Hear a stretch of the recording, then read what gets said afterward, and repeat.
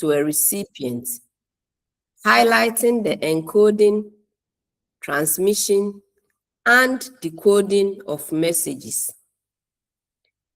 James et al. Also described communication as the process by which meanings are perceived and understandings are read among human beings. This definition emphasizes the importance of shared meaning and understanding in communication. So from this definition, we can all appreciate the fact that it is the transfer of what?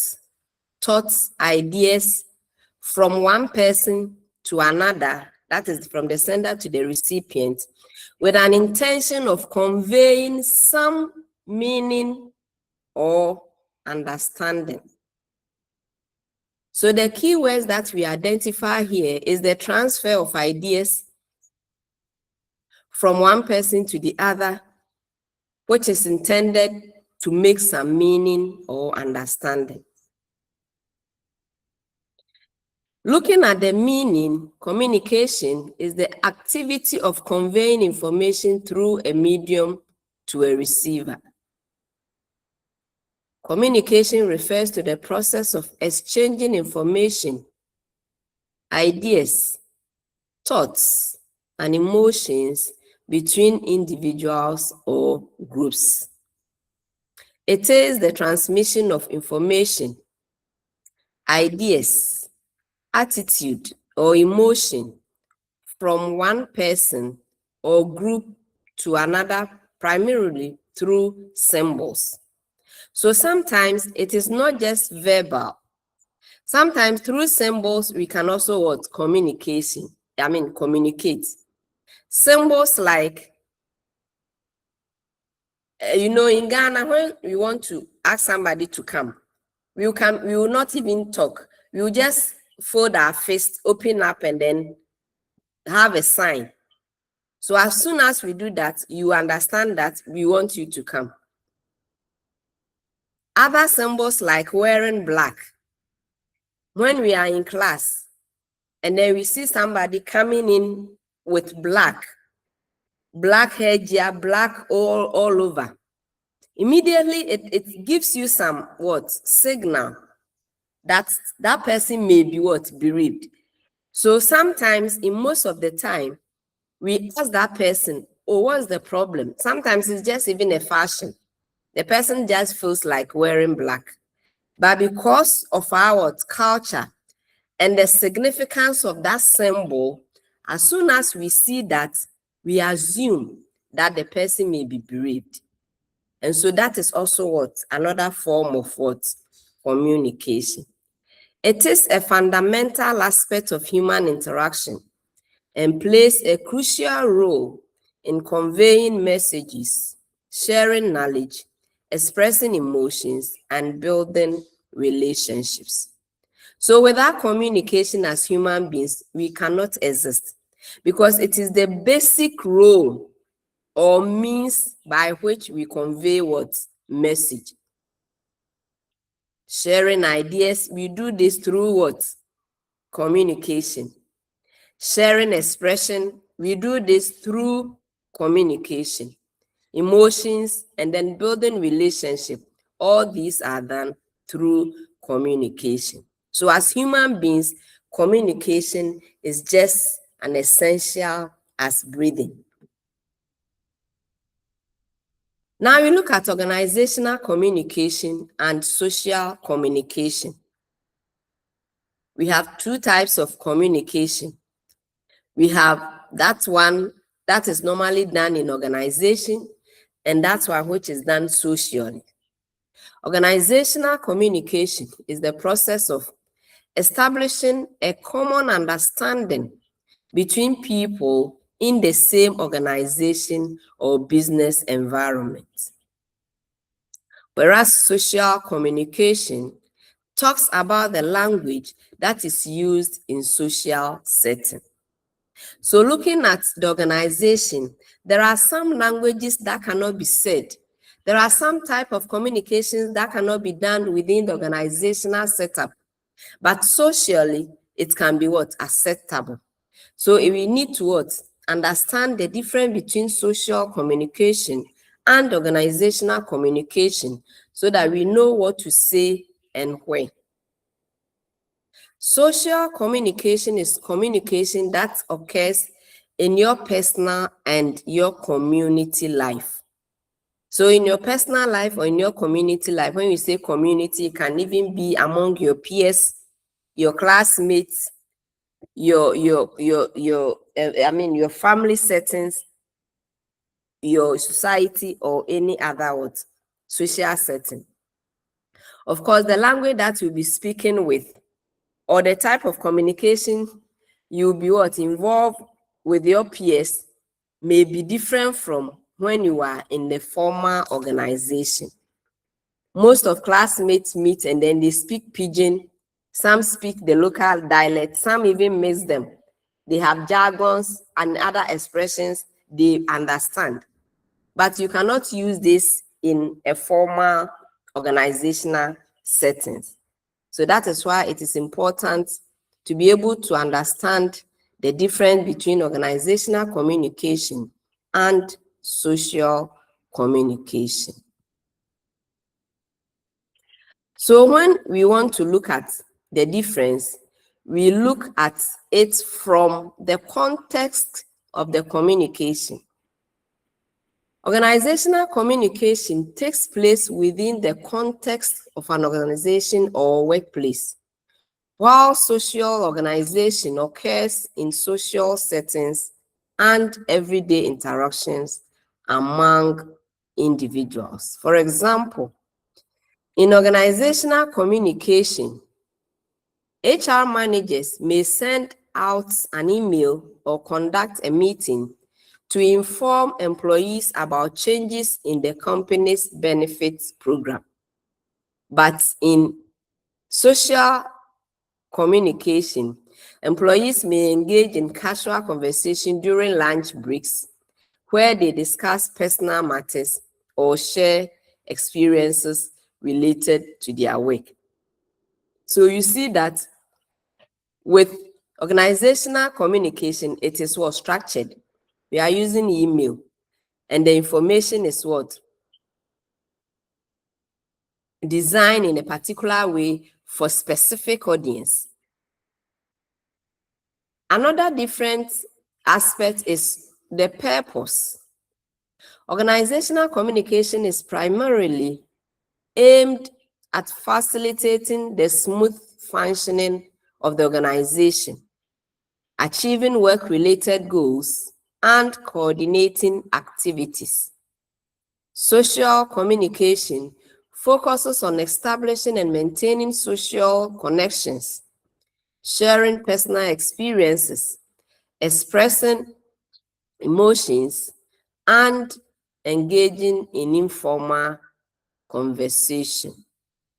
Example here, HR managers may communicate performance expectation to employees during performance appraisal discussions or communicate training programs to enhance employee skills.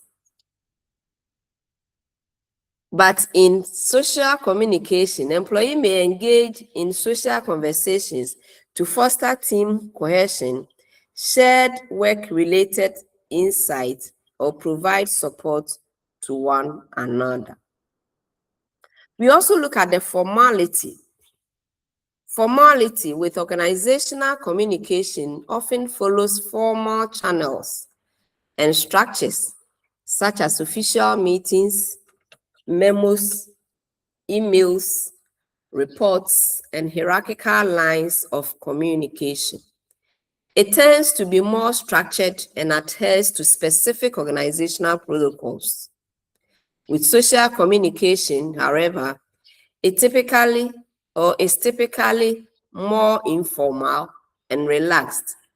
It may involve casual languages, slangs, and nonverbal cues, depending on the social context and relationship between individuals.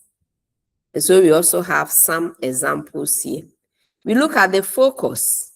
The focus of organizational communication is task-oriented, or it is task-focused, emphasizing clarity, efficiency, and effectiveness in conveying work-related information and instructions. It revolves around accomplishing work-related objectives, making decisions, and coordinating activity. So that is basically the focus of organizational communication. On the other hand, social communication has a relationship-oriented focus. It aims to build and maintain social connections, express emotions, share personal opinions and experiences, and engage in social activities for enjoyment and social support. And here we also have certain examples. Then we also talk of hierarchy. Hierarchy. Organizational communication is influenced by hierarchical structures and authority relationships within the organization. It involves communication between managers and employees, as well as across different levels of the organizational hierarchy. Social communication, in contrast, typically involves more equal and reciprocal exchanges between individuals. It is less influenced by hierarchical structure and authority relationships. And here we have certain examples to look at. Now we look at the communication process. The communication process. Communication can be defined as the communication process can be defined as the act of conveying the thoughts of an individual who is the sender to another individual who is the receiver, through various media or a clear and concise manner for appropriate action or feedback from the intended party. So we are saying that every time communication starts from a person and then it ends on the other end. And so where it emanates from or where it is generated is the sender's side. And then it eventually leads directly to the receiver. And there is an intended action or response. So once the sender sends the message to the receiver, the sender expects certain response. And so if the response is not read, then it can be termed as ineffective communication, errors in communication, noises, or anything that might have affected the understanding and hence the feedback that is expected from the receiver. So we look at the elements within the process, the elements in the communication process. The communication process involves several key elements that contribute to the transmission and reception of messages. These elements are essential for effective communication. Here are some of the main elements of the communication process. So we have the sender or the encoder. We say the encoder because the person actually encodes the message, decide on what type of message that should be sent. The sender or encoder is the person or entity who initiates the communication process. They formulate and encode the message they want to convey to the recipient. So whoever formulates the message is the one sending it or the one encoding it. The message, which is also another element, refers to the information, ideas, or thoughts that the sender wants to communicate. It can be in the form of verbal, written, or nonverbal content. Then we also have a medium or a channel. The medium or channel is the mode through which the message is transmitted from the sender to the recipient. It can include face-to-face conversation, phone calls, emails, written documents, social media platform, or other communication tools. Then we also look at the receiver or decoder. The receiver or decoder is the person or entity who receives the message from the sender. They interpret and decode the message to understand its meaning. And then we also have feedback, which is the response or reaction provided by the receiver to the sender. It helps the sender to determine whether the message was understood as intended and provides an opportunity for clarity or further communication. So depending on the feedback, the sender will know that the message was received or it was not received. The message was understood or it was not understood. And so when there is a feedback and then it does not correspond with the expectation of the sender, it means that the communication process must begin.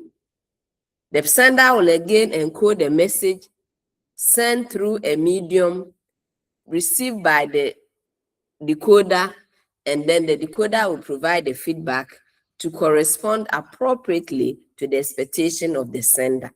Then there's also an element of noise.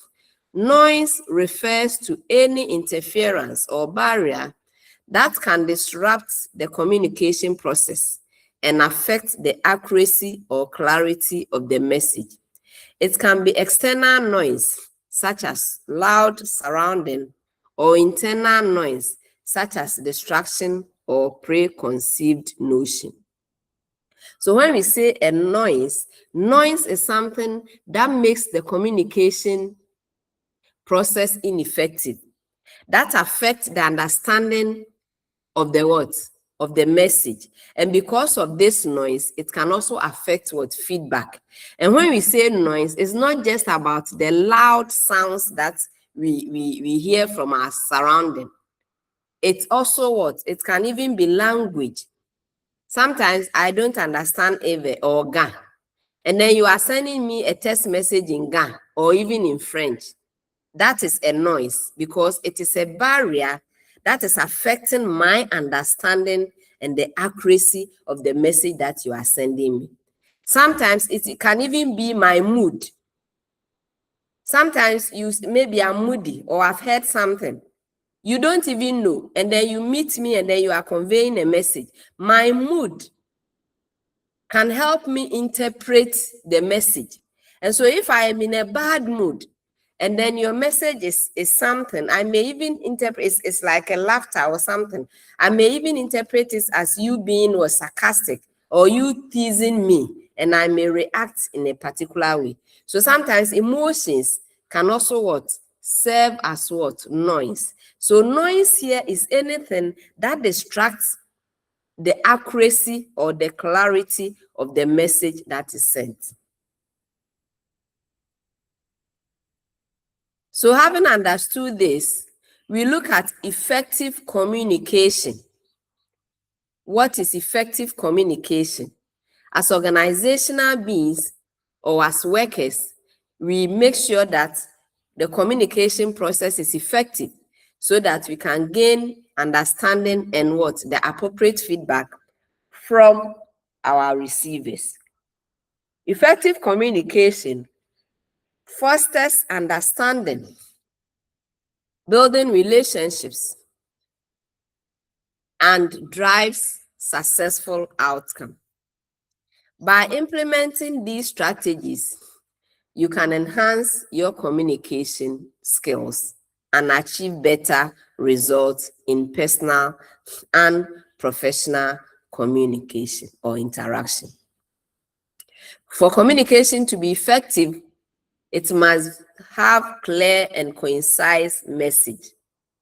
There must be active listening, nonverbal communication, empathy and emotional intelligence, feedback and clarity or clarification, adaptability and flexibility, and timing and relevance.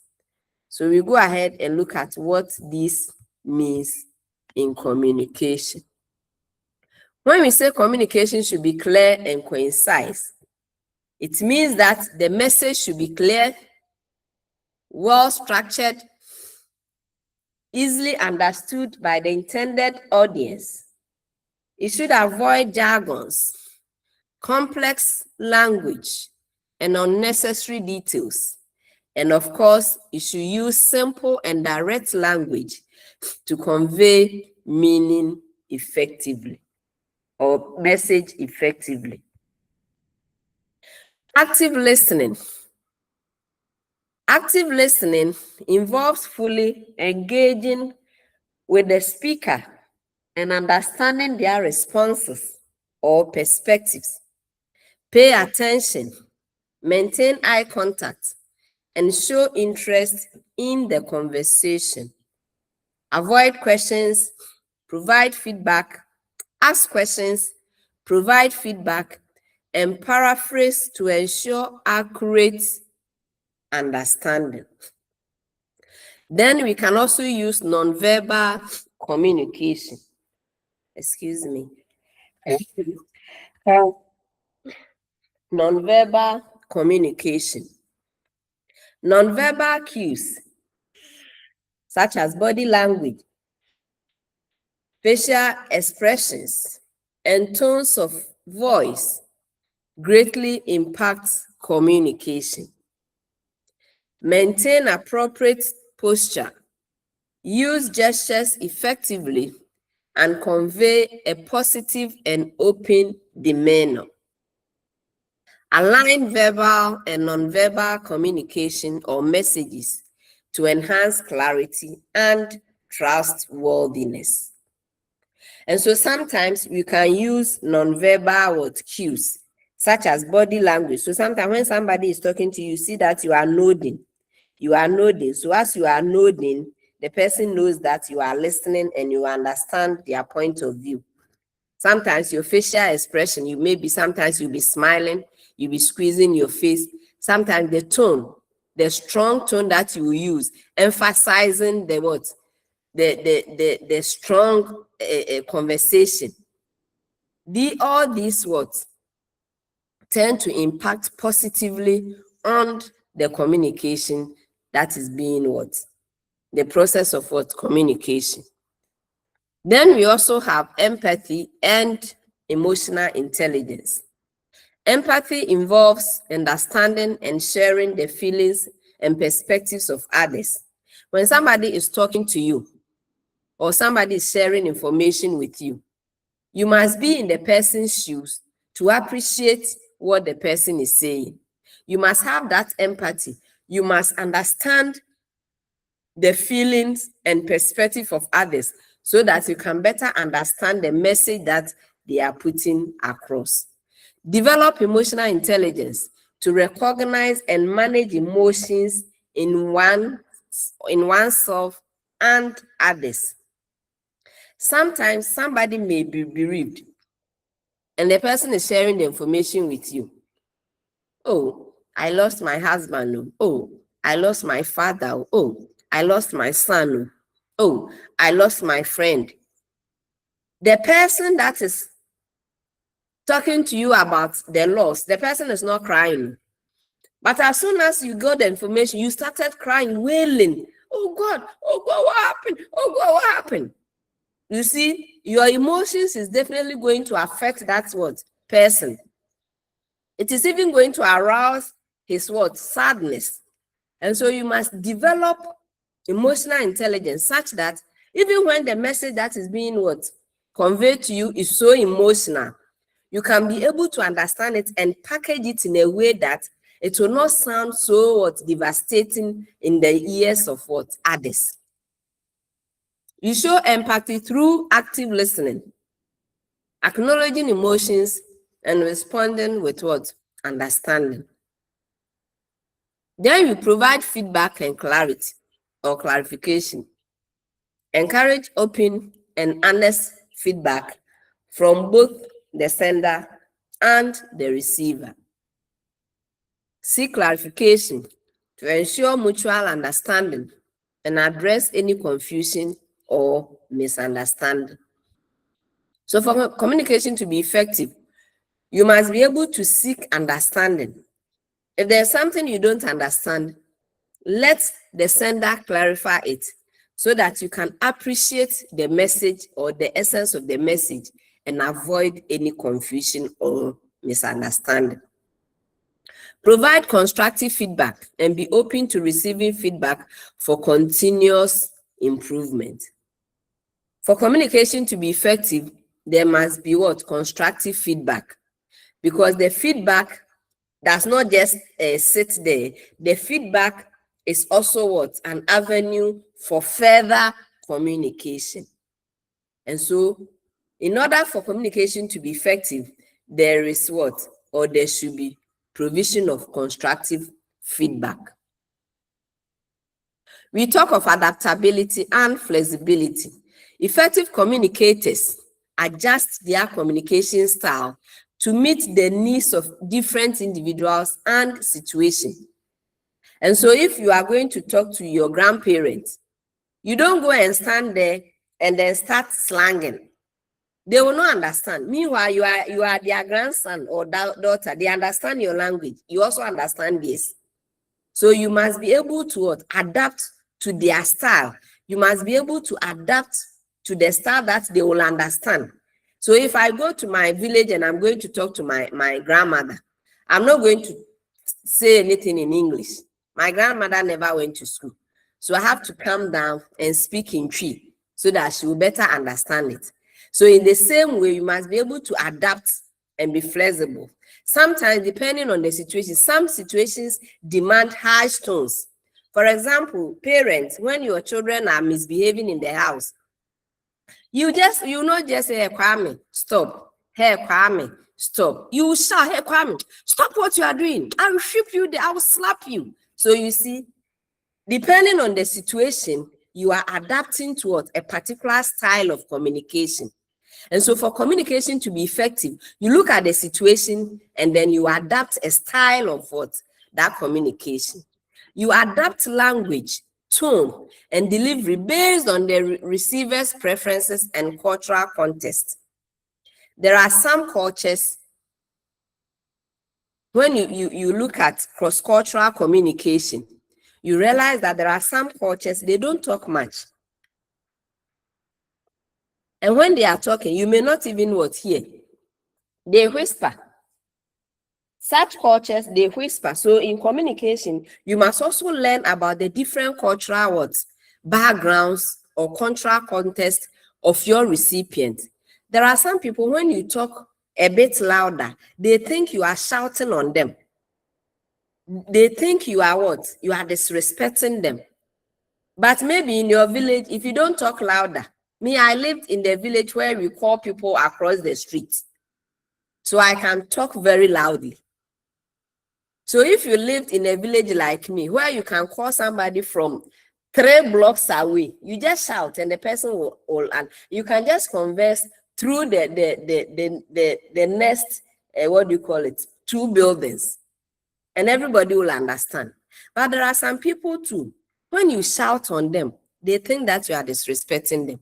So you must be able to adapt your tone based on their cultural context. And when you do that, communication will be effective. There are some people too, when you don't shout, They will not hear. In fact, there has been times when I was in secondary school, I used to be in a dormitory with some Gans. Those who are Gan people, don't be offended. This is just an example I'm giving. I had a friend who was called Stella Hammond. When Stella is conversing and you are in another dormitory, you think they are fighting. When the ladies are conversing in the dormitory, you think they are fighting. You hear the shouts, and then people will just come. Hey, Stella, what is going on? Then Stella will just insult you. Go and deal with your own issue. They are just chatting. So this, because of their cultural context, they can just talk anyhow. They can just shout, and that is how they are used to. So my friend Stella, when you want to tell Stella something, and then you are just whispering, she wouldn't understand. But when you say it in a louder voice, that is her context. And so for communicating effectively with my friend Stella, you must be able to shout, because that is what she's used to. But there are other people too, you just whisper and they know what you are talking about, and they understand what you are saying based on their cultural context. Be flexible and open-minded in considering alternative viewpoints and ideas. When you are a sender and you are sending information, for the communication process to be effective, you must be flexible and you must be able to accept alternative feedback or ideas. Timing and relevance is also important in effective communication. Sorry, I have a cold, so please forgive me. Effective communication considers timing and relevance of the message. Sorry. There are times when communication is very important. When that time elapses and you are communicating that idea, it is not important anymore, or it is not relevant. For example, when you are coming to write end of sim, you need areas. That is what mostly students do. Madam, areas. So I'll give you some topics, maybe 5 or 6 topics that I might have set the questions on, and then I'll give it to you to go and learn. That is a form of communication. I'm giving you information. Learn this topic, learn this topic, learn this topic. But that information should come before your end of sim. Maybe 2 weeks or a week before the end of sim, so that based on the topic you can prepare and then go and write your end of sim. Assuming I give you those areas after you have written your end of sim, you realize that it is not relevant. So the timing and the relevance of the information is also very important to make it effective. Deliver messages at appropriate times to maximize receptiveness. And so when I deliver those areas before 2 weeks or a week before the end of semester, you realize everybody will receive it and you all respond. You'll be sending thank you messages. But when I send it at the end of the semester, when you have written your exam, maybe a week after the end of sem, and then I send you this message, nobody will even respond. So for effective communication to exist, your messages must be delivered at appropriate time to maximize receptiveness. You ensure the message is relevant, meaningful, and tailored to the specific audience or situation. If the message that I'm sending you, assuming I'm giving you areas, and I'm giving you areas in human resource management. Meanwhile, you are going to write organizational behavior. Do you think it will be relevant? It will not be relevant. It will not be meaningful. You can even ask me, this woman, what is she trying to say? We haven't done any of this, and this is what she's bringing. So you see that the message is not relevant, and it does not even convey any meaning. And that in that case, it is also not tailored towards your writing of the end of sem. And so for communication to be effective, it must be relevant, the message must be relevant, it must be meaningful, and then it must be tailored to specific audience or situations. Ways to become effective communicator. Having learned what makes communication effective, how do you become an effective communicator? you must become an active listener. When you are listening to somebody, be active, be engaged in the what? In the communication. Focus fully on the speaker. There are some people, when you are talking to them, they are fidgeting with their phones, they are looking elsewhere, they are doing their own things. So you realize that they are not being attentive. You cannot be an effective communicator when you are not paying attention. So you must focus on the speaker so that you can have the import of whatever they may be saying. Avoid interrupting or trying to redirect the conversation. Even when you want to ask a question, let the conversation land. Let the speaker land. So as soon as the speaker lands, then you can also ask your question. Don't interrupt when the person is speaking. Let the person finish what they are saying. Then you can come up with your own questions or suggestion. Show your interest in what is being said. Don't just be there listening. Don't just be adamant. Show interest in what is being said. Let them know that you are interested in what they are saying, because that is the essence of communication. When somebody is communicating to you and then you are not interested, you are not showing interest, you realize that it's look as if you are even disrespecting the person. So should I stop talking, or should I even stop conveying this message? That is what it means. You must also provide feedback. We said that effective communication is about feedback. So when feedback is provided, the sender will know that you actually understood the message. So to be an effective communicator, you must also provide feedback along communication. Pay attention to nonverbal signals.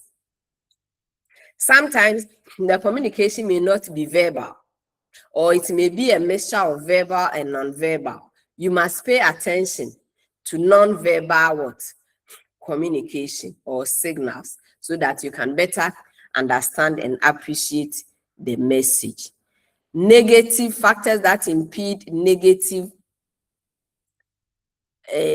factors that impede effective communication. We have just learned that when you want to be an effective communicator, you do ABC. In the same way, there are things that you do that can impede effective or that can affect or that can hinder effective communication. Negative body language. When somebody is speaking to you and you are showing negative body language, you make the person lose interest in what they are even saying.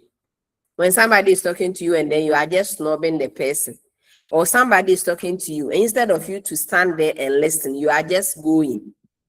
It means that whatever the person is saying is nonsense. And so you don't really care. This impedes effective communication. So that is why we are saying that you should pay attention to whatever is being said. Stress and out of control emotion. Sometimes people are stressed, and so they may not be able to be attentive. So when people are so stressed and they are not able to control their emotions, and you are talking to them, know that that communication is surely going to be ineffective. Lack of focus. When you are talking to people and they are not focused, they are fidgeting with their phones, they are doing other things, they are not focused on the conversation, it can affect its effectiveness. Then we look at noise. We have already said that noise is any element that hinder the understanding and the clarity of the information, and in turn it affects the feedback that is expected. So the noise can either be external or internal distractions. Then lack of clarity, vague or ambiguous message, lack of organization, or incomplete information. These can also affect effective communication. When messages are not clear, when messages are ambiguous, sometimes you don't know exactly what the sender wants to say. Sometimes the message is even incomplete, and you are not expected to complete it because you don't know what is in the mind of the sender. So when you are confronted with this situation, you realize that communication does not become effective. Then we have cultural differences. Cultural variations in communication styles, norms, and expectations can also impede on effective communication. Like I use my stellar example. There are some cultures, when you learn cross-cultural communication, you realize that they don't talk much. If it is a message that they are giving you, straight away they give you. But sometimes, even in Ghana, we talk much. If I just want to say that, oh, it's been a long time I saw you, I was, hey, so where have you been? Hey, these days they have not been seeing you cry. Oh, so what have you been doing? All that I want to say is that it's been a while I saw you. There are some cultures, they will just go straight. Oh, it's been a while I saw you. There are some cultures, they will elaborate before they come to the thing that they want to say. So when we have cultural differences, it may affect effective communication. Because when I want to say, it's been a while I met you, and then that is what your culture is. Your culture, you communicate extensively. I mean, you communicate in summary, statistic. But there are some cultures who communicate elaboratively. They elaborate. And so if I meet you and I say, hey, where have you been? Hey, so all these times, what have you been doing? You would think that I want to know what you are doing. In natural sense, I'm not even interested in where you have been or what you are doing. All that I want to say is that it's been a while I saw you. So when these cultural differences exist in the communication, it may affect the effective or effectiveness of the communication. Now we look at formal and informal communication. Formal and informal communication.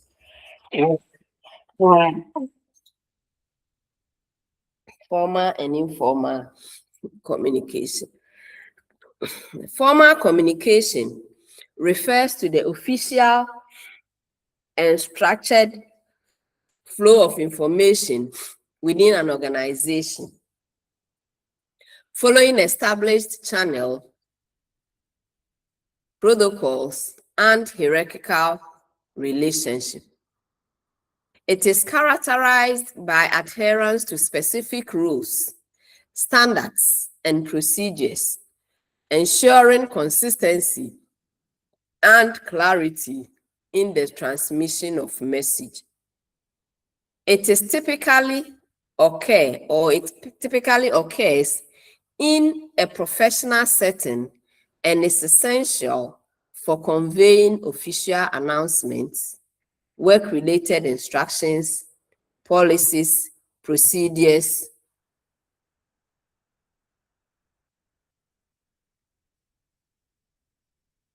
and performance evaluation. So we look at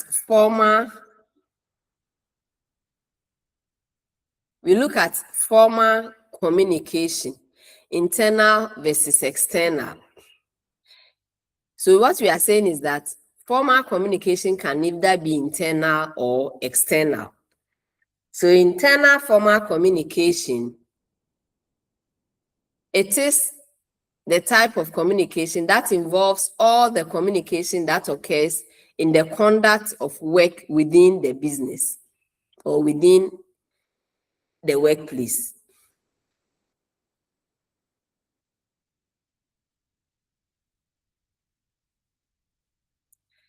Internal formal communication takes place among individuals, departments, or levels of hierarchy within the organization. It includes official announcements, memos, emails, reports, meetings, and other formal communication methods used to convey work-related information policies, procedures, goals, and performance evaluation. We look at external formal communication. External communication is the communication between the organization and those outside the organization. External communication is the communication between the organization and its stakeholders, customers, suppliers, shareholders, and then the government. Sometimes creditors and their bankers and other equity providers. So these are also formal communication, but they are not intended for people within the organization, but outside the organization.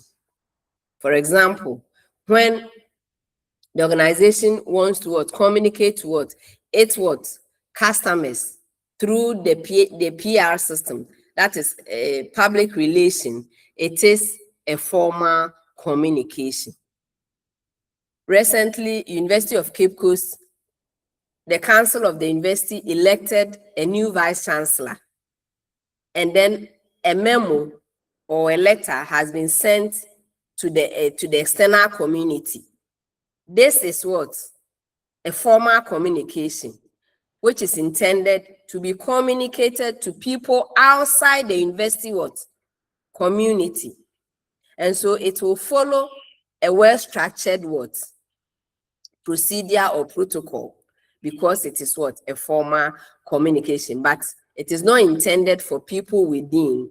It is intended. So very soon it may even come to the papers, it may come to the social media, but because it is a formal means of communication, which is intended to outside people, outside of the university, it will follow that prescribed and structured media. Then we have vertical communication, also a form of formal communication. This communication spans the work area and organizational level. It flows between workers or employees belonging to different levels of the organizational hierarchy. So the vertical communication, under vertical communication, we have the upward communication, and then we have the downward communication. The upward communication, employees provide feedback, suggestion, or report to their supervisors or managers. For example, an employee submitting a performance review to their manager. So because we are saying it is upward, it emanates from down to up. So supervisors are there, or heads of departments are there, and the employees may be writing memos to the heads of department, or they may be channeling complaints or grievance to the heads of the department, or the functional managers or their supervisors. This type of communication is an upward communication. Then we have the downward communication, where supervisors convey instructions, feedback, or organizational announcements to their subordinates. For example, a manager provides project guidelines to their team members. So here, because it is downward, it emanates or generated at the top, and then it is passed to the employees at the down or bottom. Then we have horizontal communication, also another form of formal communication. This is the communication across business departments or between members of an organization that are equal in position and power. Communication between individuals or departments at the same hierarchical level. So sometimes there are collaboration between the marketing manager and the sales manager, and so they are dealing at their own level. So we may have communication between the HR manager, the production manager, and the marketing manager.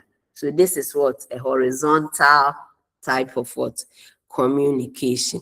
Team members within the same department discussing work progress, sharing information, or coordinating effort to achieve common goals. Sometimes the organization, I told you that organization is made up of individuals and teams.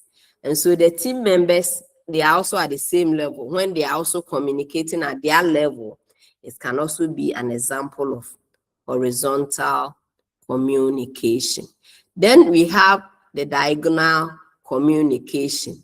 This form of communication means the use of upward, downwards, and horizontal. So it cuts across all areas, all forms within the organization. It is a healthy practice not to rely on only one mode. It leads to better feedback. So what we are saying is that in an organization, it is healthy to use all these types of communication style, but not to restrict ourselves in one way of communication. And so communication can emanate from down to up. It can emanate from all levels, or it can emanate from up to down.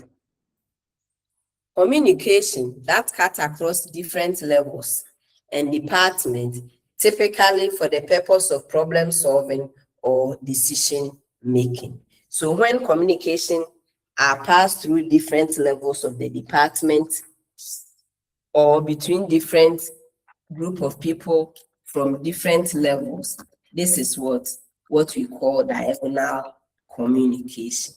For example, a project team consisting of members from different departments, including managers, supervisors, and frontline employees, coming together to address a specific issue or develop a solution. A cross-functional committee is formed to assess and implement changes in organizational policies or processes. So sometimes there will be a committee coming from members from the marketing department, the HR department, the production department. Sometimes the heads of departments are part of it, and then supervisors are part of it, and the other employees are also part of it. So you realize that it is a cross-functional committee, which encompasses all these type of people within the organization. And because of that, we use the diagonal communication so that everybody can know what is being said, or they can be part of that committee. We look at the advantages and disadvantages of formal communication. Advantages and disadvantages of formal communication. For the advantage, it is smooth. That is smooth communication system, because it uses formalized protocols and procedures. It is smooth. If it is email that you want to send, you send the email and everybody guesses. If it is notices that you want to send, we send the notices and that is it. Permanent record. We record them, we put them on file. That is why in an office, any letter that you get, you file it for future reference. So we have permanent records of these communication. Fewer errors and mistakes.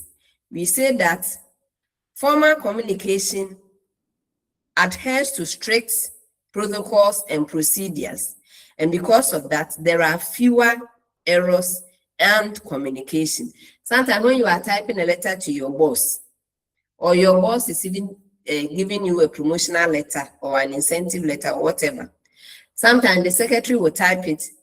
They don't just send it. They send it back to the boss. The boss reads through to make sure that there are no errors, no typographical mistakes. Then they ask the secretary to go ahead and then send it. So you realize that they contain fewer errors and mistakes. It also maintains discipline. It is a form of maintenance of discipline. So when you receive email, quickly you adhere to it. Quickly you adhere to it. It is reliable. because when the VC is giving us information, when you see a letter that is signed by the VC, it is reliable. When you see a letter that is signed by the head of department, it contains what? An element of reliability. The disadvantages is that it wastes time. It wastes time. Why am I saying this? When we want to what? Send one message, you type the letter, you go back, you read through. Sometimes you have to even bring advanced dictionary to be checking the English that you use, whether they are of the correct spelling, whether the meanings are those that you intend to convey. So by so doing, you are wasting time. It is inflexible. With formal communication, because it follows requisites or required protocols, it has specific procedure and rules that it must follow. It is not flexible. It is mechanic, inflexible. So that is why sometimes we have letterheads, we have the wording, particular wordings for particular letters. And so when you see those letters, you realize the wordings do not change. If it is promotional letter, whatever letter, the content of the letter, if 3 people are promoted on the same line, the content of the letter may be the same, just that your names will be different. Because whatever allowances may be due to this person may also be due to you. The conditions of service may be due to you. Your responsibilities may be the same. So you realize that the letters are not inflexible. They are all standardized. So there is an element of inflexibility. Then lack of initiative. You cannot just sit there and then you initiate something. You must adhere to the rules and protocols of formal communication. So you cannot bring in your own idea. So whatever, for example, we may use one letterhead for maybe 10 years.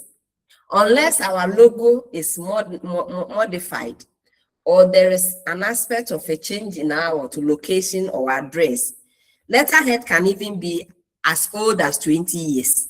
So you realize that nobody will initiate and say that, oh, we have used this letterhead for a long time, so let's change it. Change it for what? What it will be the reason for your change? So it lacks that initiative. Lack of cordiality. Here we are not going to say hello or dear.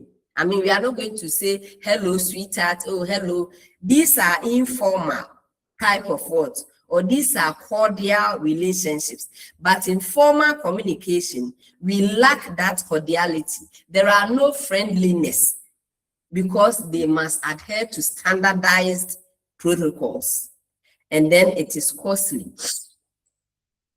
It is costly. Formal communication is costly because we type them. We must ensure that they follow that they adhere to the protocols and the standards. Sometimes we put them in an envelope, we stamp them with the hair's stamp or the VC stamp. All these come with cost. The stamp are bought, the ink are bought. So you realize that it is also costly. Any question on the formal communication before we move on? Any question? Any question? Any question? All right, then we move on to informal communication. Informal communication. Informal communication is the casual or unofficial form of communication wherein the information is exchanged spontaneously between 2 or more persons without conforming to the prescribed official rules, procedures, systems, formality,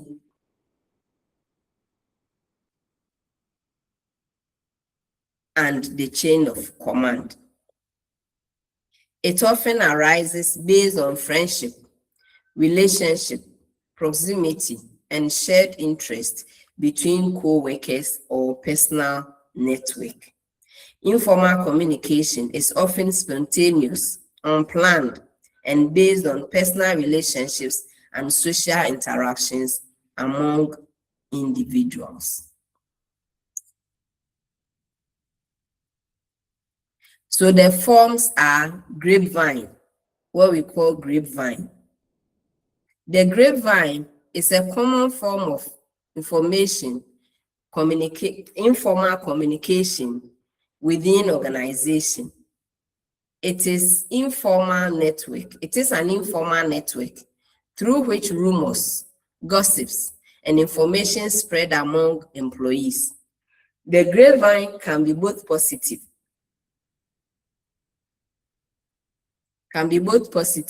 fostering camaraderie and social connections, or negative, leading to misinformation and misunderstanding in the organization. Sometimes there is an impending action within the organization, and you don't know how people get to know it. Sometimes management go for meeting, and you don't know how people conceive the ideas at the meeting. You realize that it starts spreading. This is a grapevine information. A grapevine convey rumors and gossips. Some are true, some are not true. They can be positive, they can be negative. Then we have social media and online platform, also another informal form of communication. With the advent of social media and digital platforms, informal communication has gained prominence. Employees may use platforms like instant messaging apps, online forums, or social networking sites to share information, exchange ideas, and discuss work-related matters. The common amongst them is the WhatsApp platforms. So in the organization, in my department, for example, we have our own departmental WhatsApp platform where we communicate ideas, when we share ideas. Sometimes when there is an information, we can even pass it on the platform. Where members need some support, they pass those information on the platform. So these are also another form of communication, which is informal. Then we have quick dissemination of information. Informal communication channels can be fast and efficient in transmitting information. They allow for rapid dissemination of updates, news, and announcements within an organization, often faster than formal channels.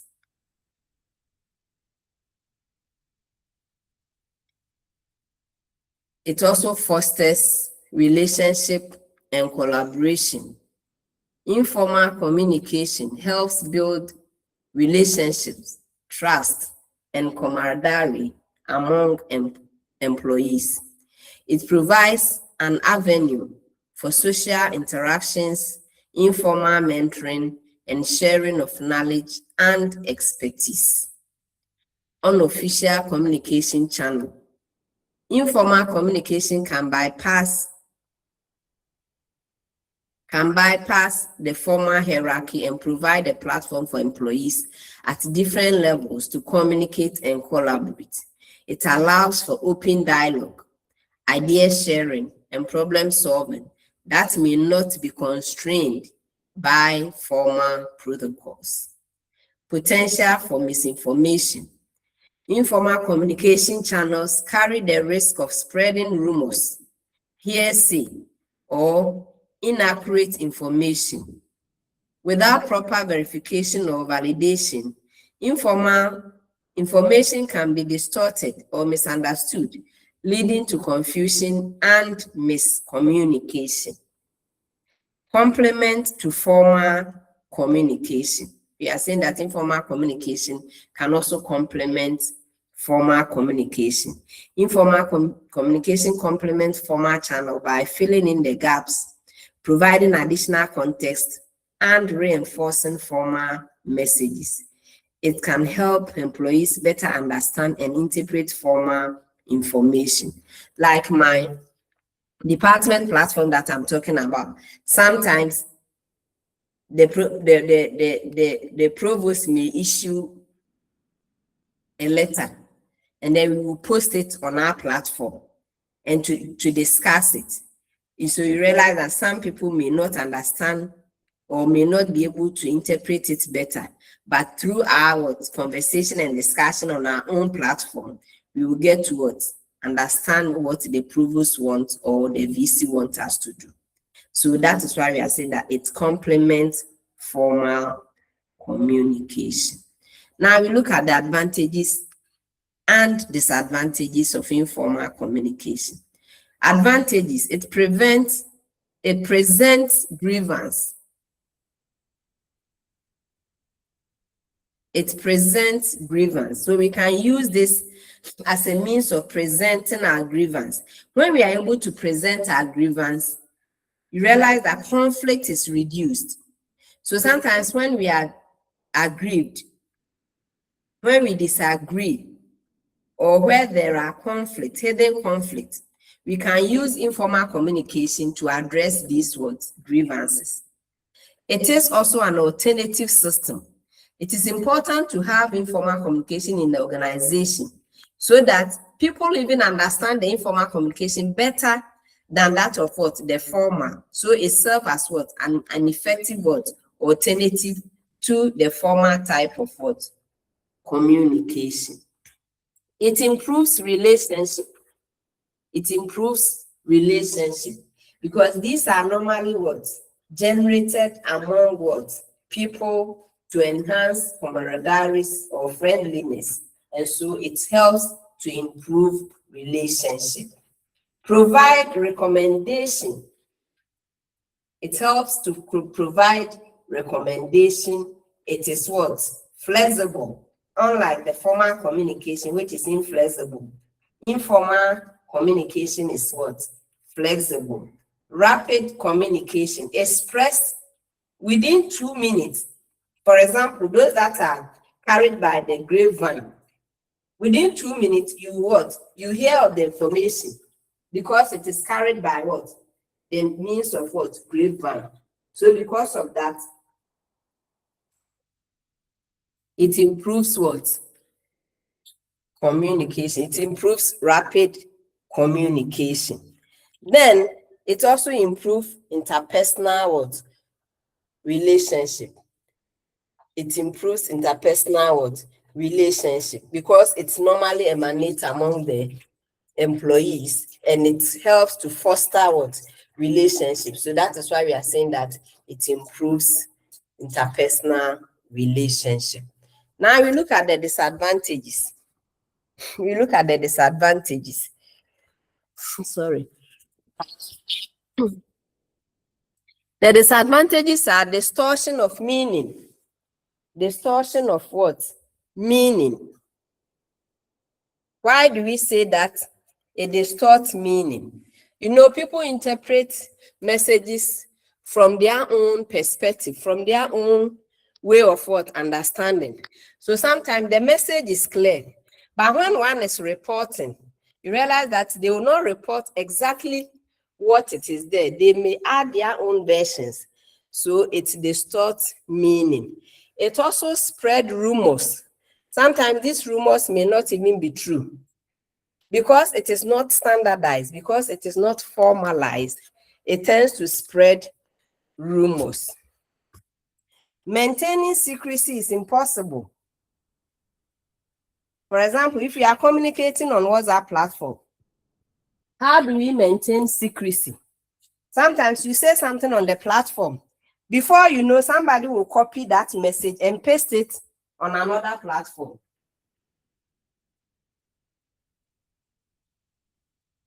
So even people who are not on the platform will get to know what is going on. So you cannot keep messages in this form of communication. Then it's difficult to control. Assuming people are sending those messages to their own private platforms, their secondary school platforms, how do you control it? And you know, when those messages are also sent there, the way they are received, the way people also talk about that message, you realize that it becomes very difficult to control it. And then non-cooperation. At a time, people will not even cooperate, because at a point in time, you realize that it may not even carry the intended meaning, or it may not even carry any significance. And so people will not even tend to give attention to such what? Messages. Any question? Any question? Any question? Any question?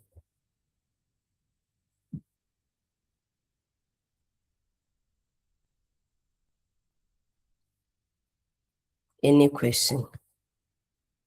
Okay. So if there are no questions, we go ahead and look at barriers to communication.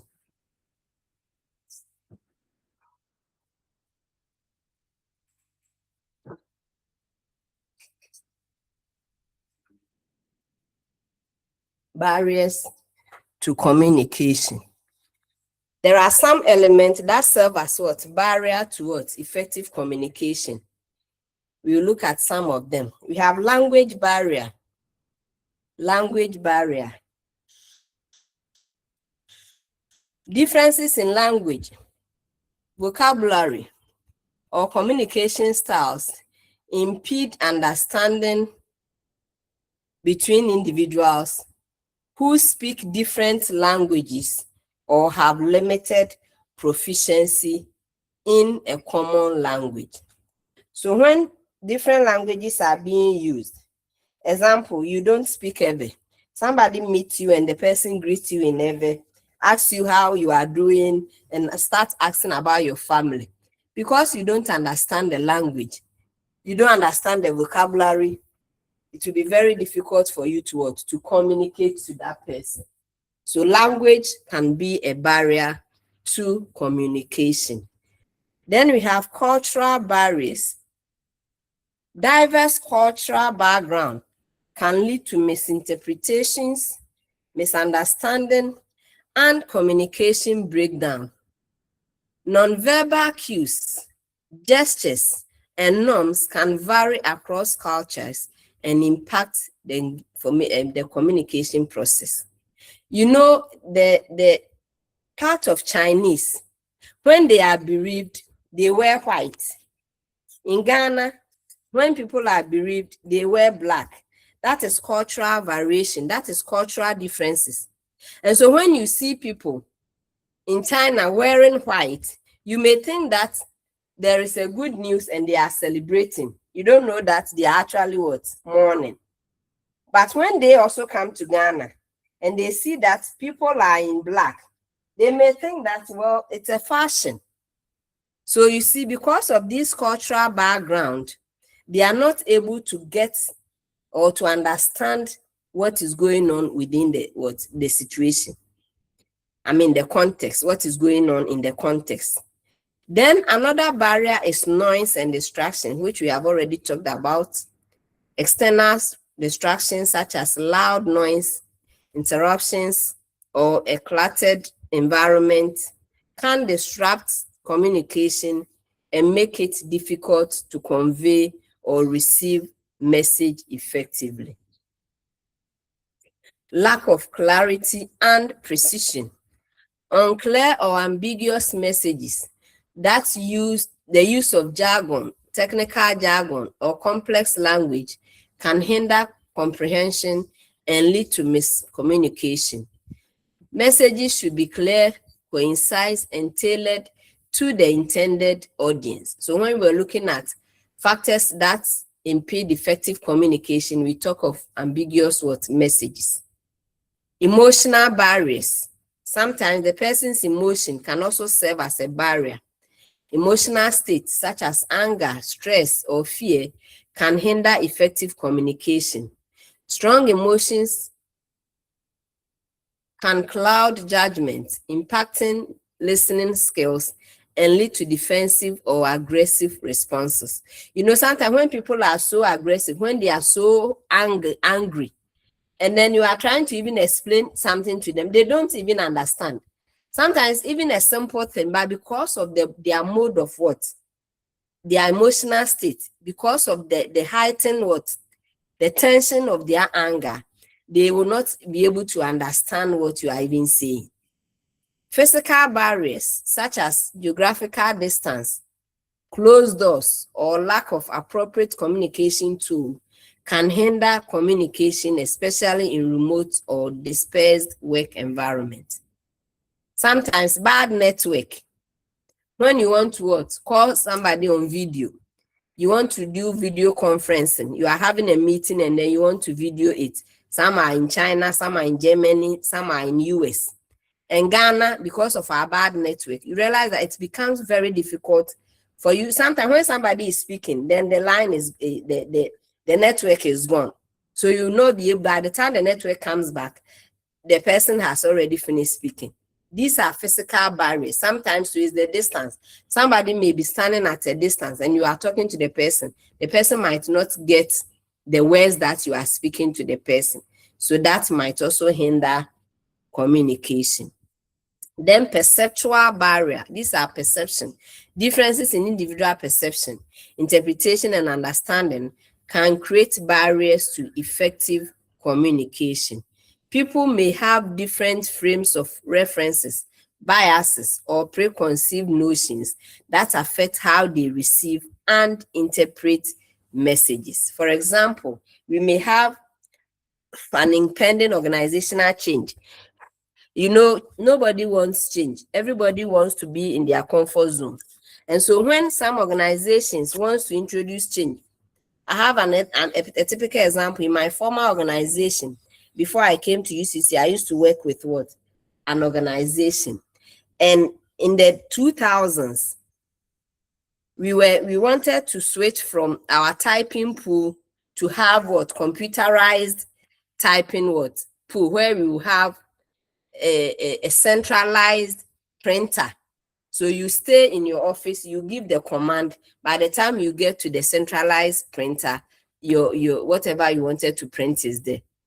When the organization wanted to introduce this, you know, those days people were at the typing pool. There was an office full of typewriters, sometimes 20, sometimes 30, depending on the size of the organization. And people will be there typing. So when you want an unofficial letter, you write it on a scribble pad, you go and give it to them, and then they will type it. If you want 100 copies, that is where the problem is. They use carbon paper, fix it at the back of the papers, so they can give you maybe 5 copies at a time, or maximum 10 copies, depending on the type of typewriters that they were using. But I realized that it was wasting time. Sometimes we need to send letters, maybe 100 copies of letters. It takes a lot of time before they can get these copies for us. So there was the need for change to computers. You know, computers, once you type a letter and then you click a print, how many copies? 100 copies. You give the command, letters by 2 minutes, all the 100 copies will be printed for you. So there was actually the need to do this. So when management wanted to introduce this, they misinterpreted it like we wanted to sack them. Management wanted to sack them. That is why they are bringing it. So they resisted vehemently to the introduction of the computers. They didn't want us to bring the computers, but we realized that the introduction of the computers was actually going to enhance, then they boost the work output. But they said no. So because of their own perceptual differences, because of how they interpreted that aspect, because of how they perceived how that was going to be, they misinterpreted the communication. And so sometimes people's own perception affects interpretation of meanings, or interpretation of effective communication. Lack of feedback can also be a barrier to communication. Inadequate or delayed feedback can hinder the communication process. Lack of feedback prevents the sender from assessing whether the message has been understood and may result in misunderstanding, or misinterpretation. So for communication to be effective, it must be accompanied by feedback. And so whenever there is lack of feedback, communication is not completed, and it can hinder its effectiveness, or it can serve as a barrier. When senders are sending messages, they expect to get feedback. So as soon as the feedback is not in place, or the feedback is not coming, they misinterpret it as though the message was not what sent, or the message was not what understood, and this serves as what barrier to communication. Then we have technological barriers. Issues with communication tools such as poor audio or video quality, connectivity problems, or unfamiliarity with digital platforms can impede effective communication in virtual or remote setting. I remember when we started using online teaching, I had an elderly man in my department. Anytime he was going to teach online, I had to be on standby. So sometimes I'll also be on standby, and then he will call me. Oh, so Daisy, where should I click? I want them to see. He will call me. He will mute himself and call me. I want them to see my video. Where do I click? I want to share my slide. Where do I click? So I'll just be on standby, help him to be doing all these things. So, sometimes when I'm also tired up, sometimes I may also be teaching. And so it becomes a complete problem for him to be able to share his slide. Sometimes I have to even run to his office and share the slide for him before I also continue with my teaching. So all these things serve as what? Barrier to what? Effective communication. So when he's supposed to share his slide, he will just be talking and the student will be complaining. Sir, we can't see your slide. Doc, we can't see your slide. Because of what? Technological what? Barrier. Then we also have organizational barriers. Organizational structures, hierarchies, and bureaucracies can create communication barriers. Communication may be hindered by excessive formalities, rigid channels, or a lack of open and transparent communication practices. Sometimes organizational practices themselves can also hinder communication. Where there is too much rigidity, they don't want to open up. They don't want to be flexible. They want to stick to what they know. The traditional type of, organization normally have problems with their feedback. There is so many red tapes. You have to report to this. You have to seek approval from here. This person must approve it. This thing, we should go to a meeting. We must form a quorum. We must discuss it. We must draw minutes on this. A whole lot of organizational bureaucracies, and that alone can affect effective communication. Then how do we overcome this communication barriers? How do we overcome them? Having identified what can cause barriers to effective communication, how can we overcome them? To be able to overcome them, these are some of the strategies that we can put up or we can adapt. Improve listening skills. Actively listen to others.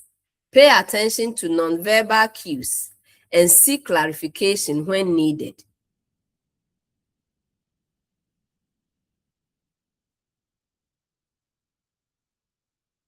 Practice empathetic listening by understanding the speaker's perspective.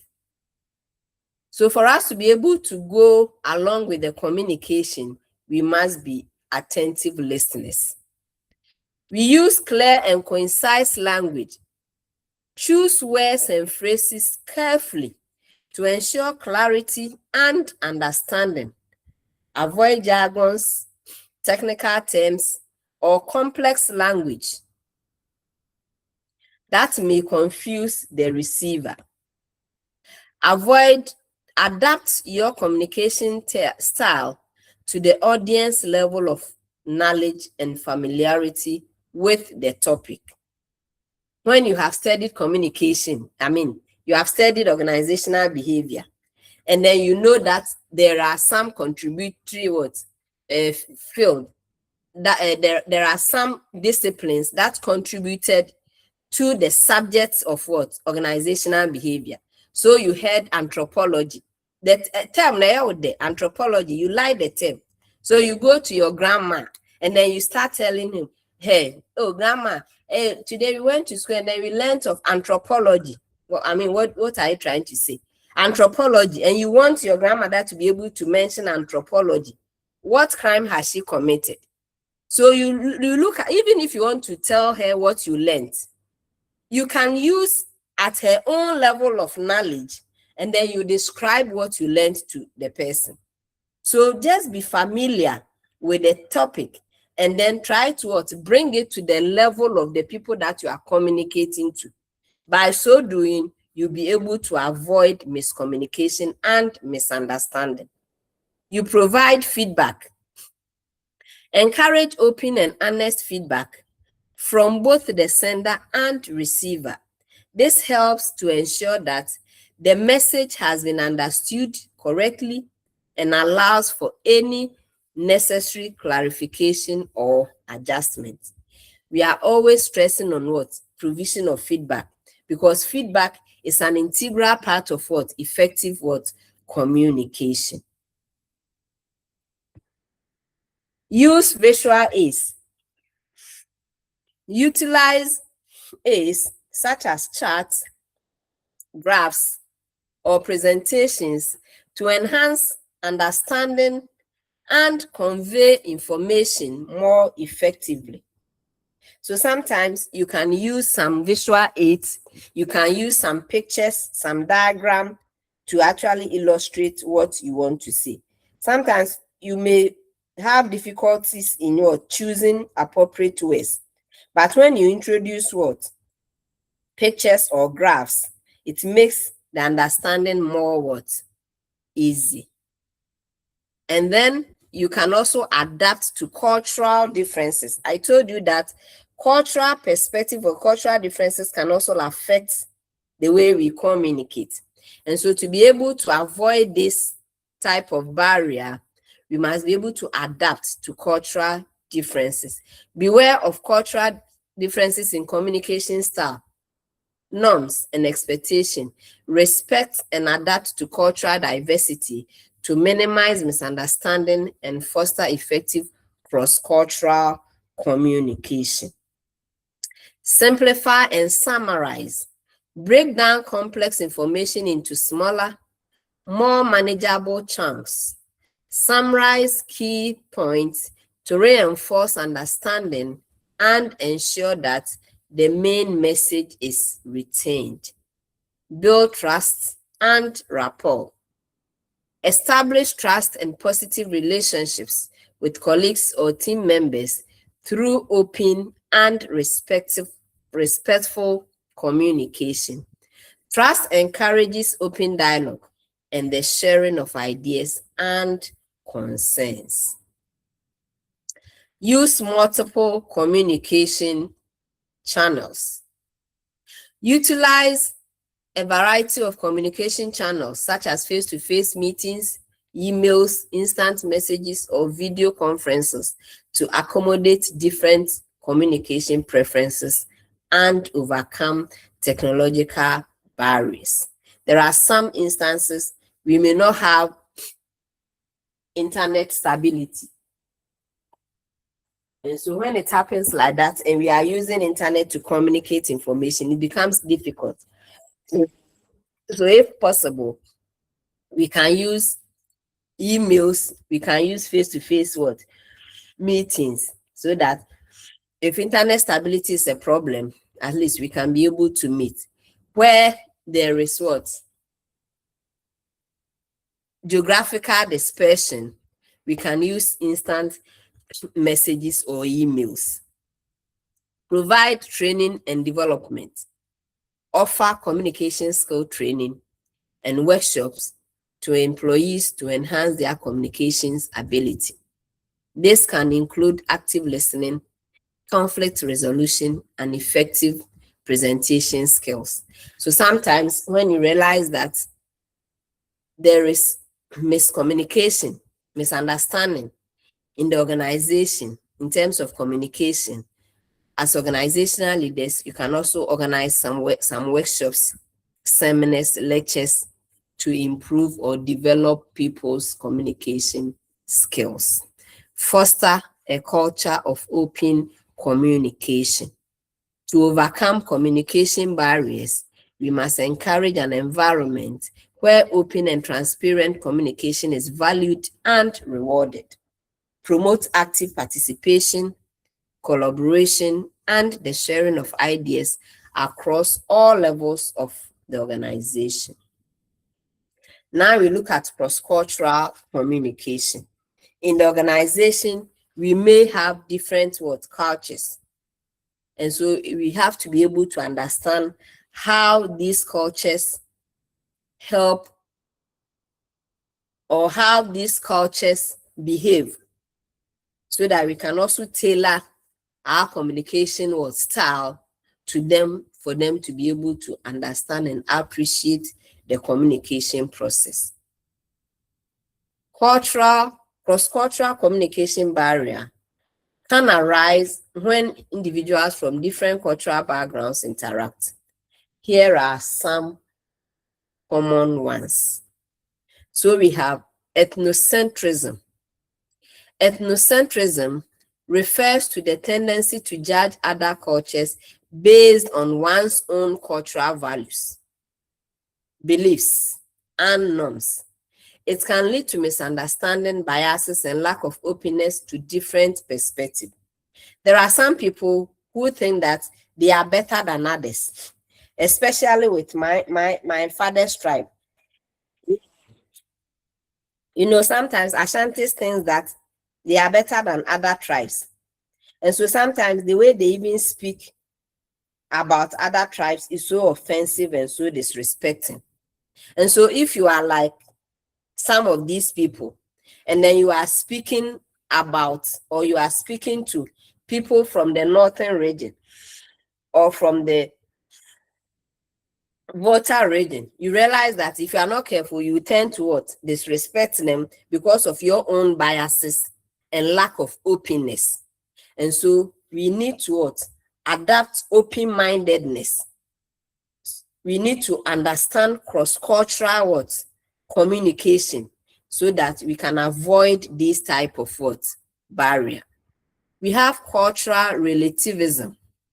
Cultural relativism is the belief that different cultures should be understood and evaluated within their own context and not compared or judged against one's own culture. You cannot say that my culture is better than another person's culture. You cannot compare two cultures. All cultures are the same. If you are an Ashanti, it doesn't mean that you are better than me, who is an Ewe.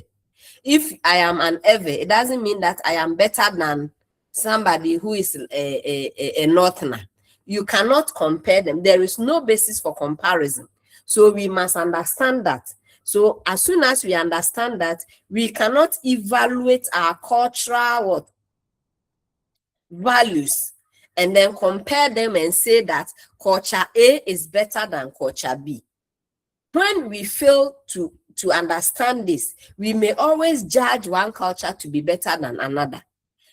Failing to adapt to culturally related mindset can hinder effective communication and lead to misinterpretation. So when you think that one culture is better than another culture, you may be failing to communicate. And so we must avoid cultural relativism, because no culture stands on any scale. All cultures are the same. Then we have language. Language differences can be a significant barrier to cross-cultural communication. Varied language, dialect, accent, and proficiency levels can lead to different understanding or misunderstanding, confusion, and miscommunication.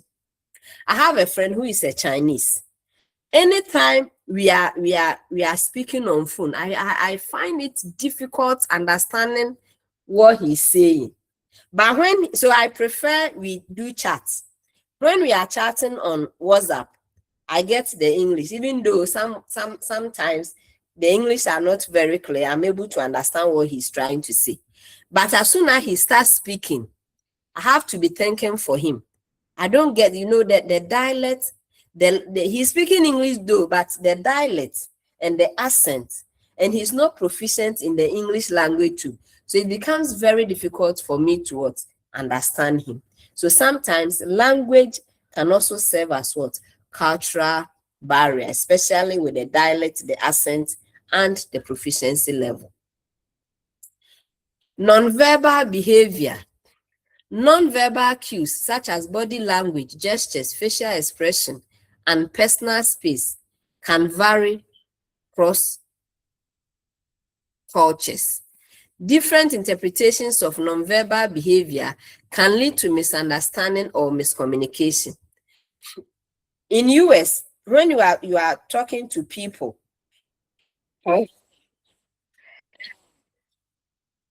they interpret honesty by looking at them eyeball to eyeball. When you are chatting with a US person, and then you are talking to him, and then you are looking at him eyeball to eyeball, he sees it as a sign of respect and a sign of honesty. But in Ghana, when you are looking at your boss, when your boss is talking to you, and then you are looking at him eyeball to eyeball, he doesn't understand why you should look at him in that way. Sometimes he even thinks that, what are you trying to say by looking at me in that particular way? So you realize that because of cultural differences, you must study the way these cultures behave. There are some cultures, when you are talking to a man, if you are a woman and you are talking to a man, you cannot even stand. You have to kneel or even lie. I met an Yoruba woman, and the Yoruba woman was telling me that she's been married for about 17 years. He's never talked to the husband while standing.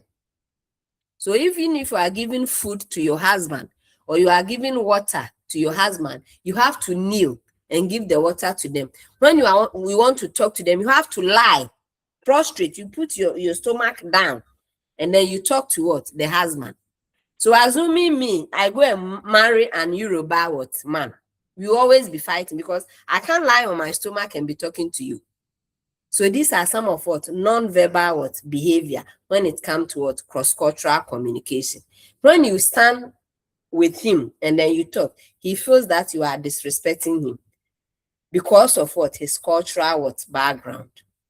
Then another type of cultural communication barrier is stereotypes. Stereotypes are generalized beliefs or assumptions about a particular group or culture. Relying on stereotypes can lead to biased judgments and misconception and hinder effective communication. So sometimes we may tag some culture in a particular way. Sometimes we may say that as for these people, their men are like this. As for these people, their women are like this. So when this group of people, a woman from that group of people come to tell you something, because you have already tagged him, or you have already tagged her, whatever she will be telling you will even convey a different meaning. And so in order for us to avoid cross-cultural communication, we must as well also avoid stereotypes or stereotyping some cultures. How do we overcome cross-cultural barriers to communication? We have to develop cultural sensitivity and awareness. Develop an understanding and appreciation of different cultural values, norms, and communication style. Be open-minded, adaptable, and willing to learn from others. So in order not to step on anybody's toe, in order not to disrespect anybody's culture, you must be open-minded and be sensitive. Active listening. Practice active listening by paying attention to verbal and non-verbal cues, clarifying understanding, and demonstrating empathy. Be patient and allow others to express themselves fully. Clear and simple language. Use clear and simple language to convey your message. Avoid slangs, jargon, or complex terminology that may not be understood by individuals from different cultural backgrounds. Bridge language and communication gaps. Use interpreters, translation services, or language assistance tools to facilitate communication when different languages exist. Ensure that all parties understand and are understood. And so when you look at the UN, when they go for meeting, the United Nations, you see that they speak different languages. So sometimes they use interpreters or they use language assistant too. So some of the earphones that you see them having, most of them are interpretive words, devices that interpret the language that is being spoken. So when somebody is addressing the meeting, the person may be speaking French. So those who are not understanding French will be using interpreters or assisted word tools to translate them to their own language. Avoid stereotyping. Challenge and overcome stereotypes by treating individuals as individuals rather than making assumptions based on their cultural background. Recognize the diversity within cultures and embrace cultural differences. Seek cultural guidance. When interacting with individuals from different cultures, seek guidance or advice from cultural experts, colleagues, or resources to navigate potential cultural pitfalls and promote effective communication. Benefits of communication to the organization. Sorry.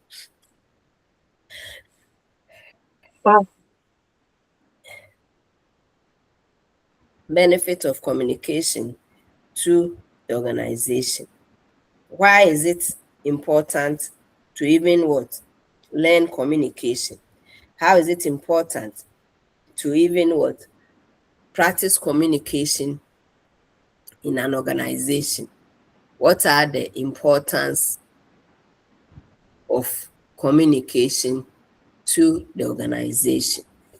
Communication serves as the foundation of every facet of a business. Some of the benefits of effective communication skills are listed below. Communication keeps the foundation of motivation. It helps the employer to know how a job is being performed and to improve performance if it is not up to standard. Communicating with your employees is central to managing your workforce. Poor communication can result in misunderstanding and mistrust. Introducing proper procedures for informing and consulting with employees can take quite a while, but will go a long way to benefit from achieving the set target. Communication acts as a source of information, helps in the decision-making process, and helps in identifying the alternative course of action. It helps in controlling the management processes. It allows the managers to know about the grievances of the subordinates and how possible these grievances can be solved, and helps the subordinates to know about the policies of the organization. Communication in organization improves employee commitment and job satisfaction, particularly if employees understand what the business is trying to achieve and the effect of their contribution to the stated goals. Communication is one of the basic features of management. It is instrumental in raising the morale of the employees.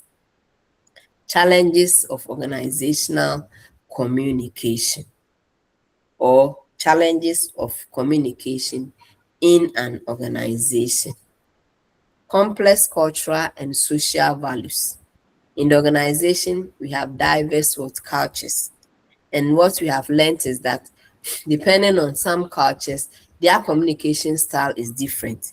And so in the organization where it is made up of different people from diverse culture, sometimes it becomes difficult to communicate.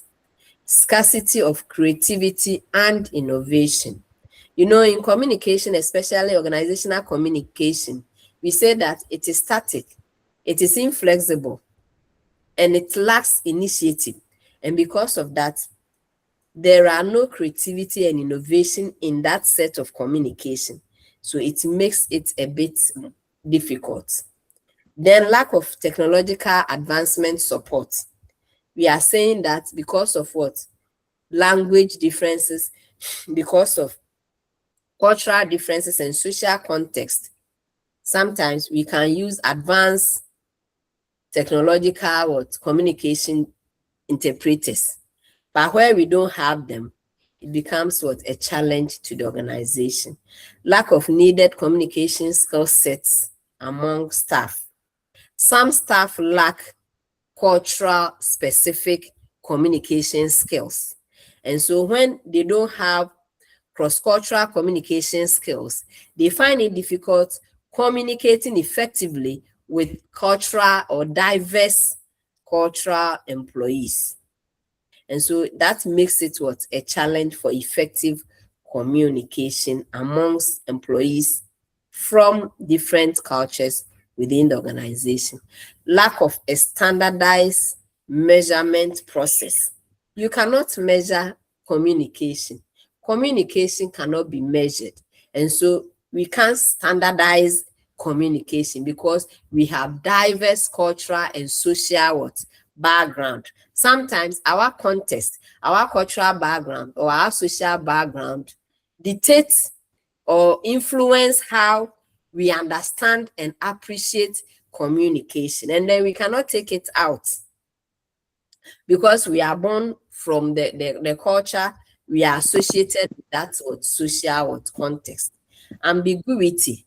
Sometimes what you actually mean will be different from what is being conveyed, and it will also be different from what is being understood. So when these things are combined, they become a challenge to effective communication within the organization. And then finally, lack of strategic consistency.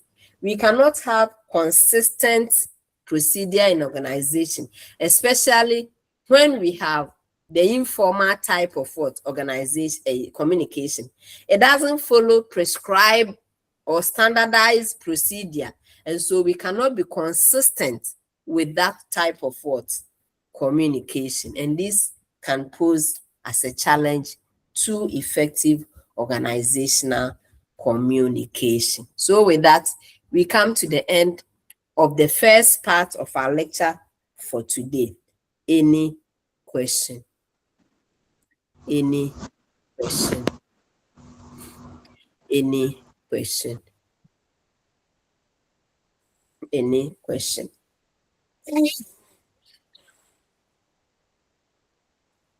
Any question? Any question? Kofi Joseph, are you still there or you never came? Joseph Kofi Asante. Joseph Kofi Asante. Joseph Kofi Asante. Class prefect, do you have his number?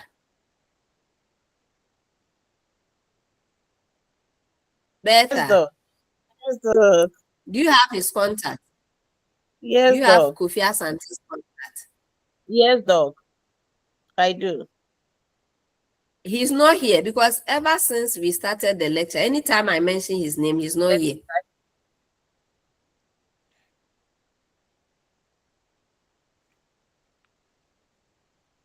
Adjo, are you still with us? Adra, our monitor, are you still with us?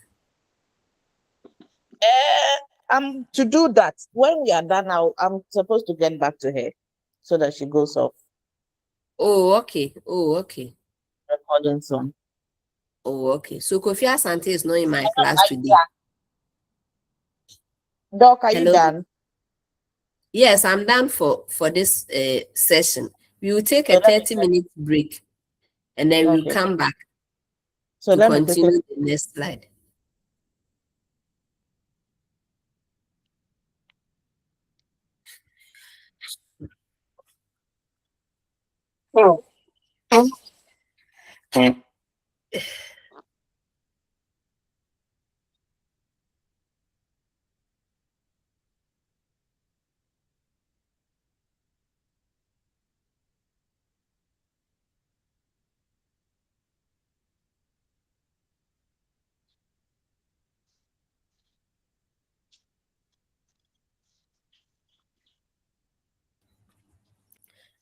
Beatrice Bekwe, Yes, madam. any question? No, please. Frida, Yes, madam. any question? No, please. Mercy, Yes, doc. any question? No, please. Okay, so we give ourselves 30 minutes break. It's 9:10. We come back at 9:40 to continue with the second slide. Thank you. You are most welcome.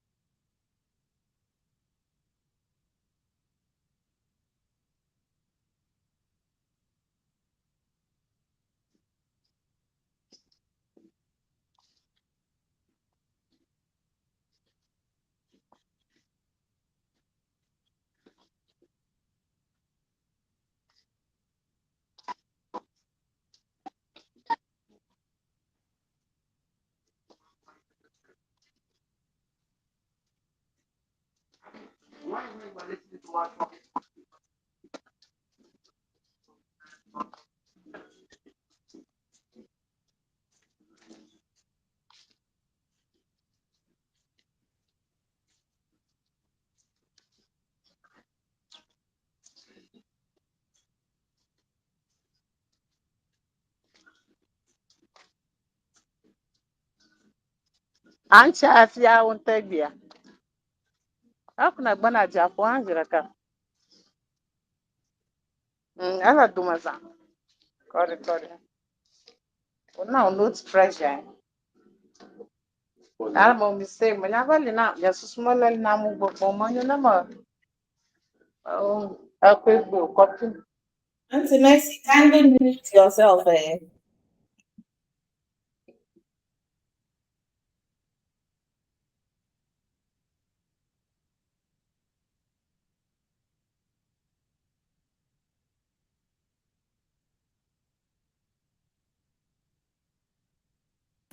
Hello.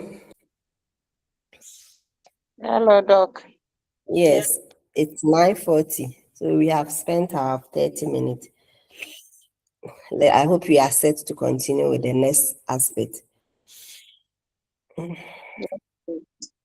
Okay, so I've shared my slide. We are going to look at organizational structure.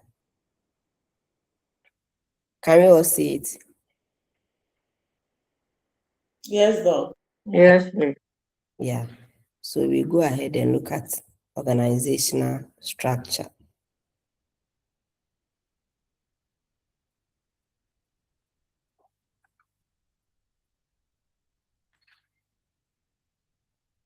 Just a moment, please.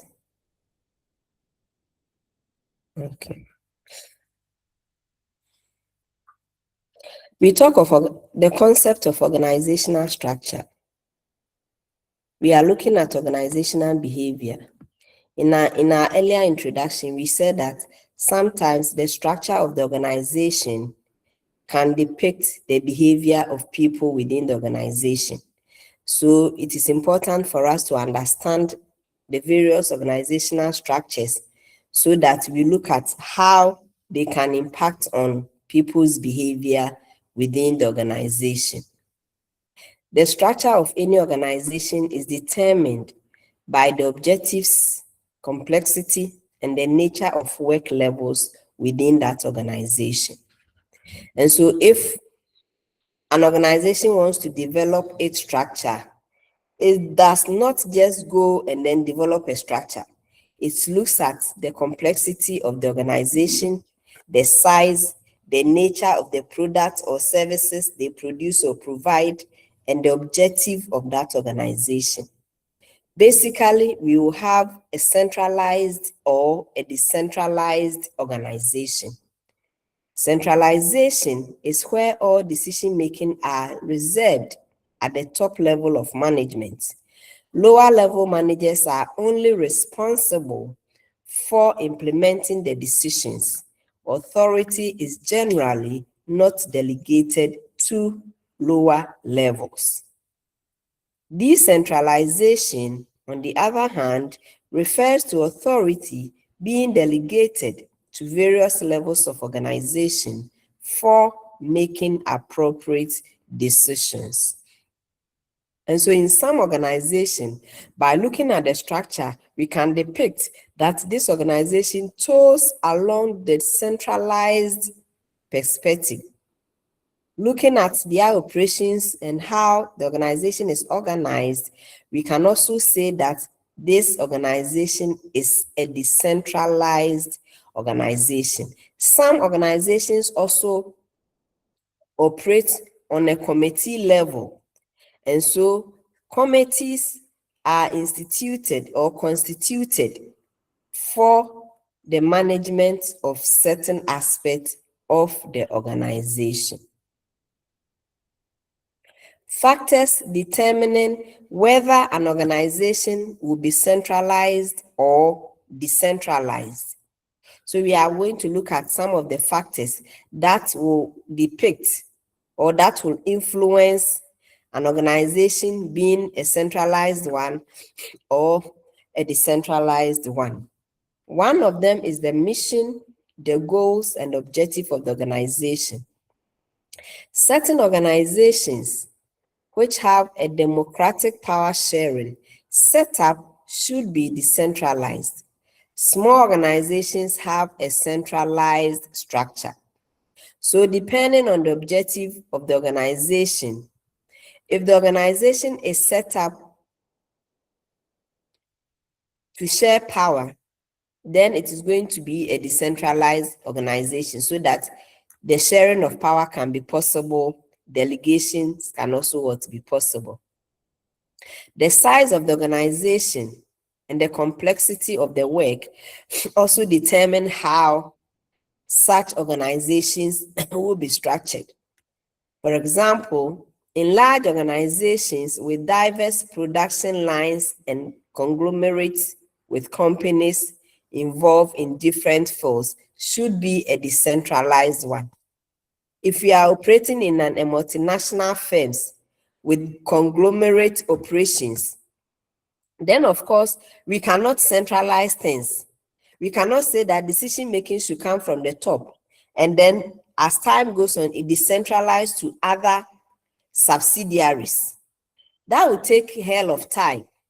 And so in organizations that have complex nature or that are large in sizes, usually tend to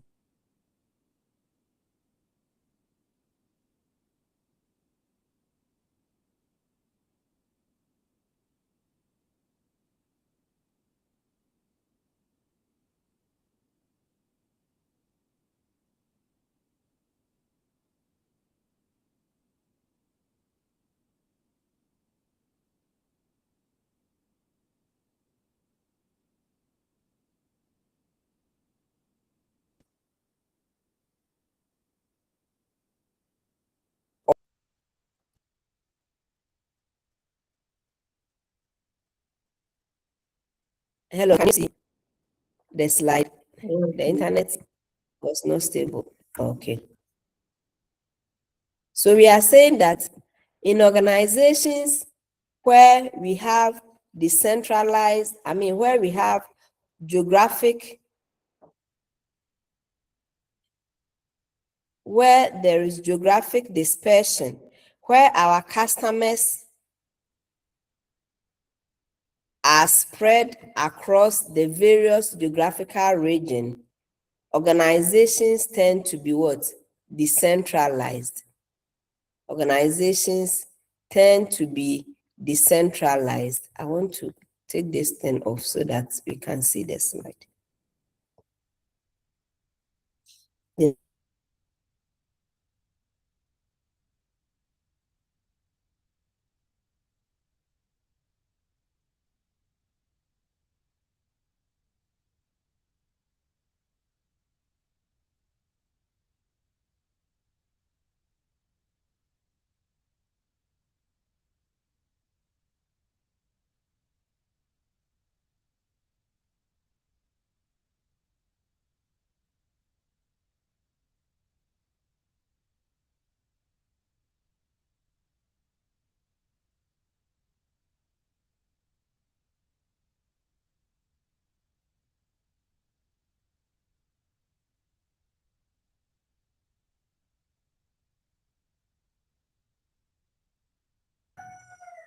Sorry, I didn't know I was muted. We are saying that where our customer is not centralized, where our customers are spread geographically. Please, can you hear from me? Yes, Doc. Yes. Okay. I just saw somebody. Frida is saying there's no noise. Frida, can you hear from me? Okay, then let's Yes, go on. please. Where are the customers are? Okay. Where customers are located in different regions, then of course, the operations of the organization must be decentralized so that they can cater for these diverse located customers. But where customers are centralized, where customers are located in a particular place, then such organization can be a centralized one taking care of their customers. Communication can also determine whether organization will be centralized or decentralized. If the communication between the management and employees is efficient, then the decentralized is recommended. This will enable problem solving and accord a sense of autonomy amongst the workers. So where the organization deem communication as very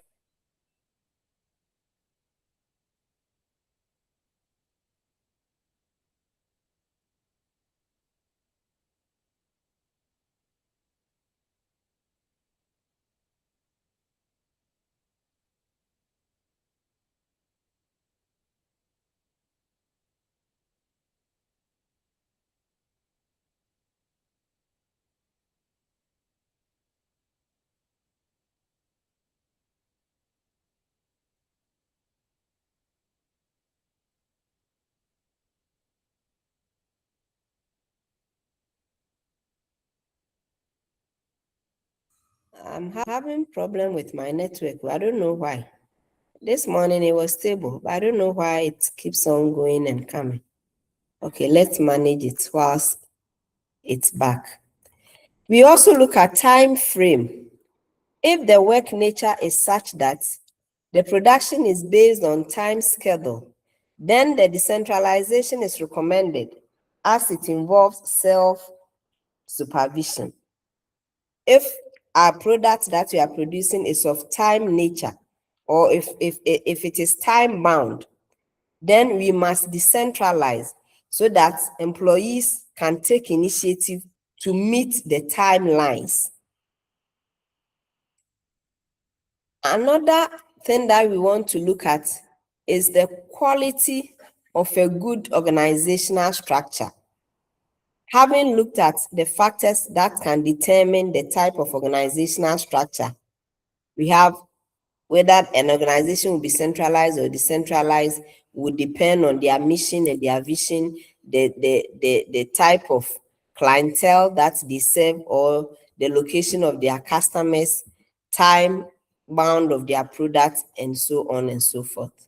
Now I want to look at qualities of a good organizational structure. What makes an organizational structure of quality?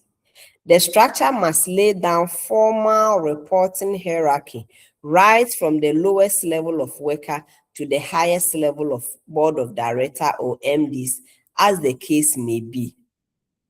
We are saying this because when two people are reporting to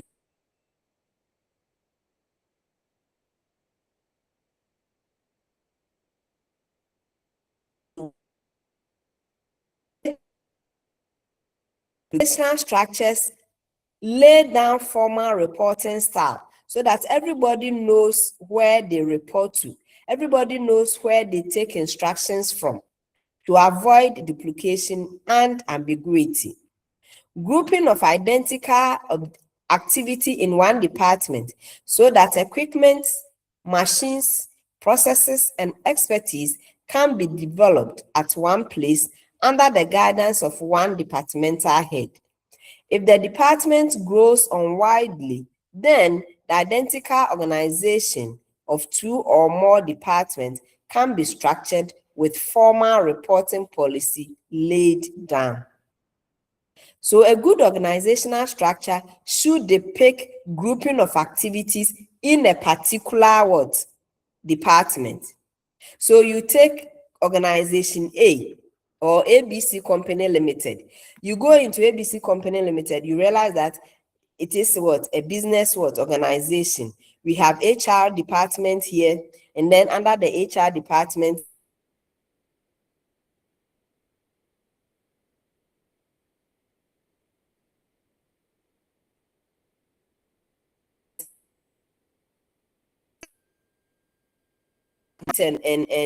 and what payments and so on and so forth.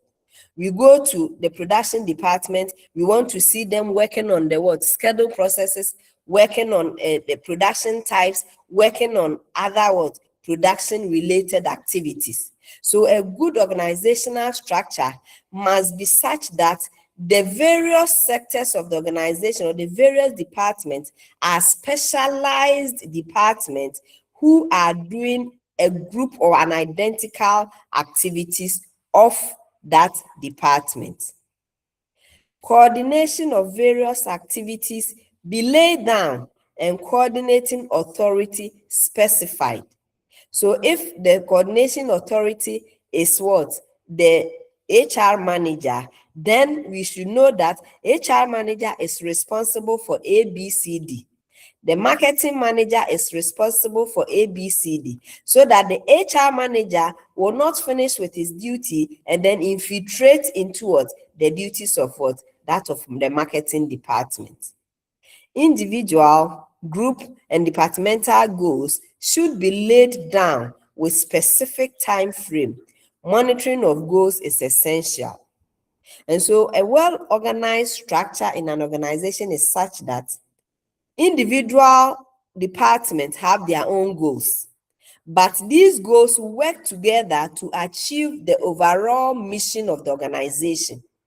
So for instance, if we produce to serve customers, if we are probably company ABC, production of soap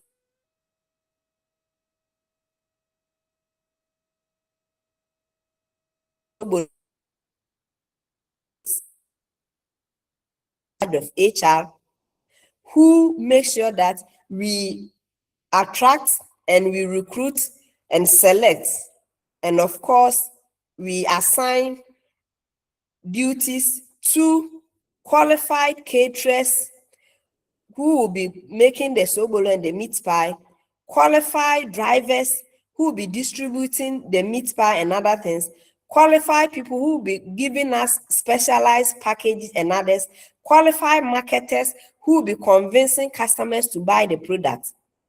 So you realize that individual departments have these specific goals.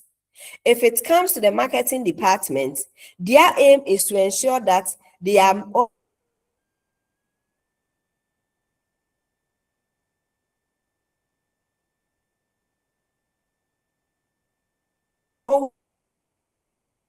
the what pitches, the packaging is essential and attractive.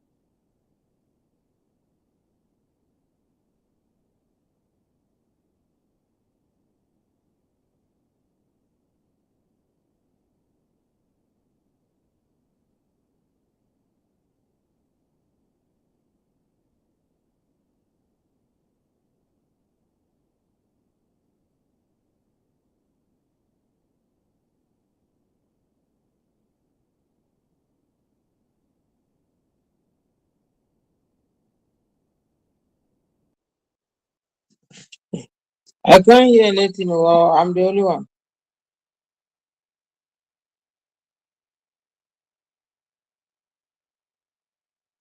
It's her network. She'll get back to us. She's working on it. Okay, thank you. You're welcome.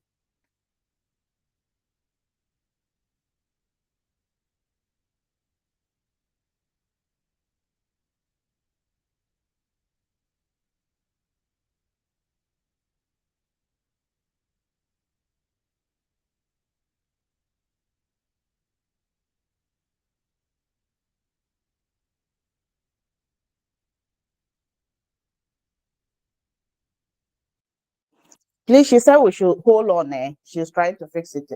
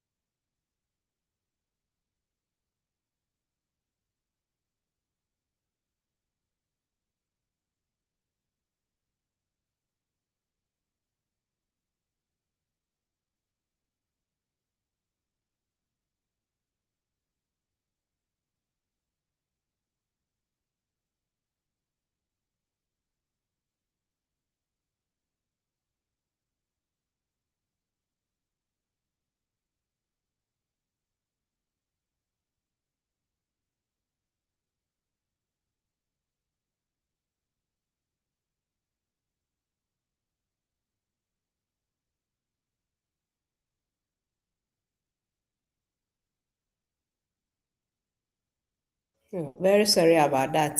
This internet issue.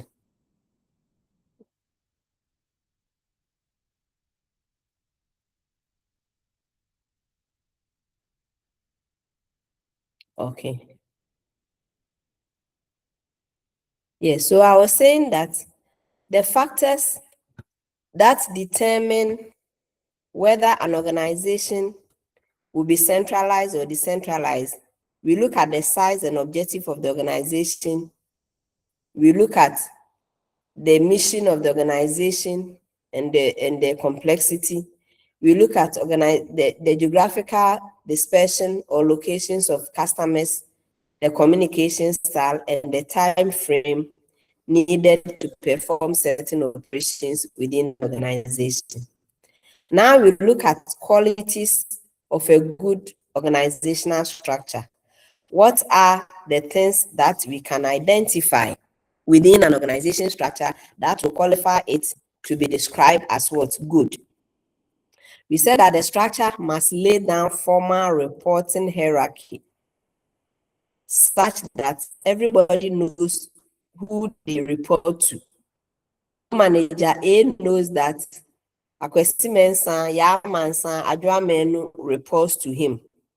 Manager B knows that Kofi Mansa, Kofi Menu, and Adwa Pukuya reports to him. When this happens, realize that there is no ambiguity. So the subordinates know who they report to, and then the boss also know who the subordinates are. This helps to do away with redundancy and duplication. Then another quality is that there should be identical grouping of activity within specific departments. So if we take HR department, the activities within the HR department should be centered on managing people within the organization. When we take marketing department, the activities within the marketing department should be concentrated on what? Marketing and selling the company's products. If it is about finance department, it should be about managing payroll, managing receipt and payments, and financing the activities of the organization, so that you realize that the identifiable activities are all concentrated in a particular department. Then we said that there should be coordination of various activities, and such activities should be headed by an authority which is specified. And so we can have a marketing manager, production manager, HR manager, who are responsible for coordinating the activities in their various departments. Then we must also have the departmental goals. Even though we have the organization-wide goals, each department must also have their own goals, and these goals contributing to the overall goal of the organization. So this is where we go to, where my network started having problems. So we move on. We look at types of organization.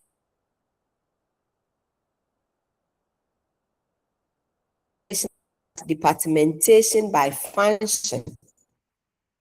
When we say departmentation by function, this is where the organizational structure is departmentalized based on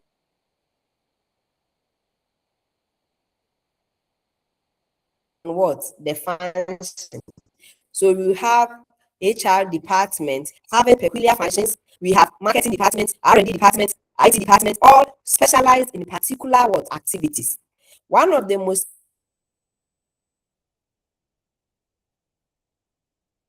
popular ways to group activities is by functions performed by the organization.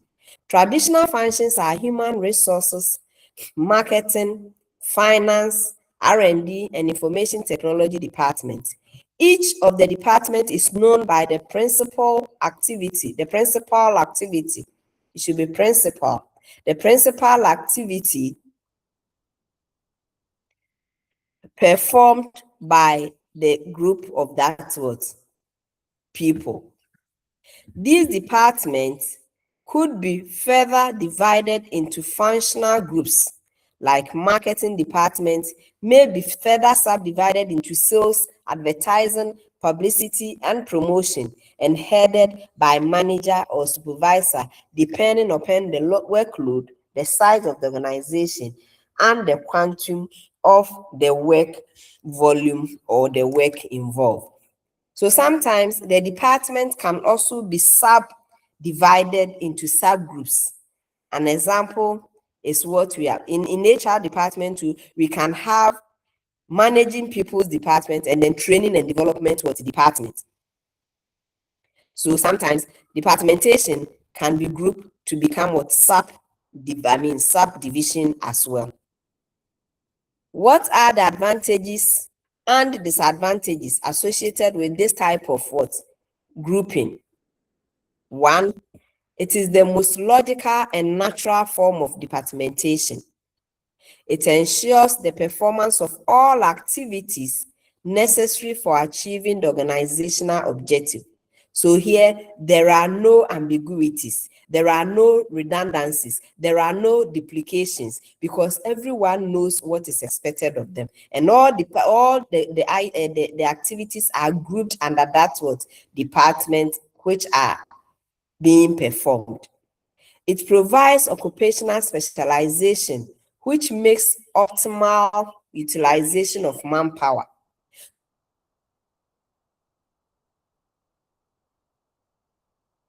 So if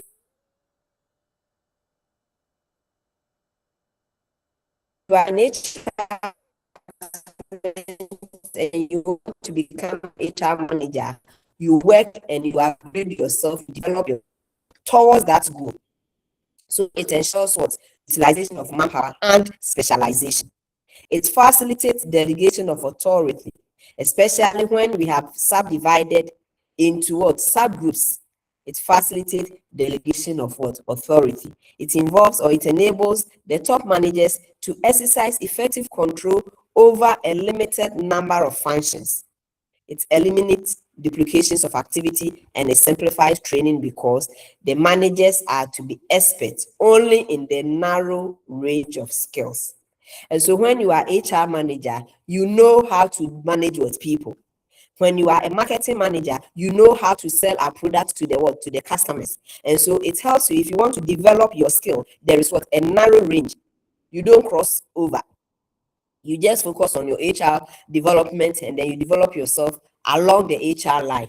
If you're a marketer, you also develop yourself along the marketing line.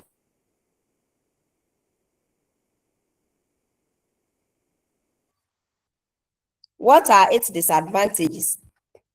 The disadvantages are there may be conflict between departments, because we are saying that sometimes these departments may have their own goals and objectives. Sometimes they may be what? Conflict. Sometimes some department wants to be seen as better than others.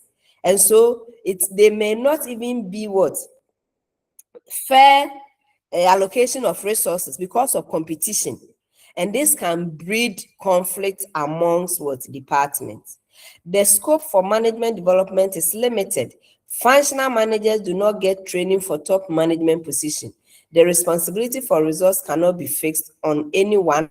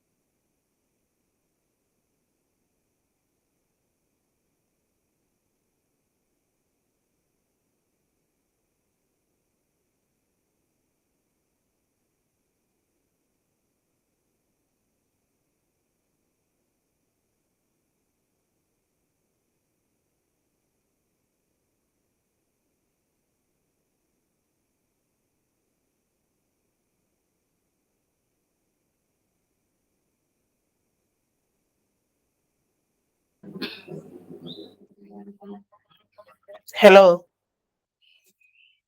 Everyone, Hi. please we're scheduling the lecture to Saturday at 2. The network is very bad for her, and she said it can't be continued. So Saturday at 2. Thank you.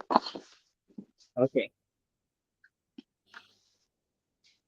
Wait. Saturday at 2. No, now is it going to be every Saturday at 2 or just the No, Saturday? no, please. No, please. No, please. It's due to the network. It's due to You the haven't, network. you haven't answered me. I am saying that Saturday at 2, is it just for the particular Saturday or it is going to be continuous? And I Saturday? answered you. I said no, please. It's just due Okay. to the network challenge. That's why Oh, she's rescheduling to the Saturday. okay. Uh-huh. It's due to the network challenge. Thank you.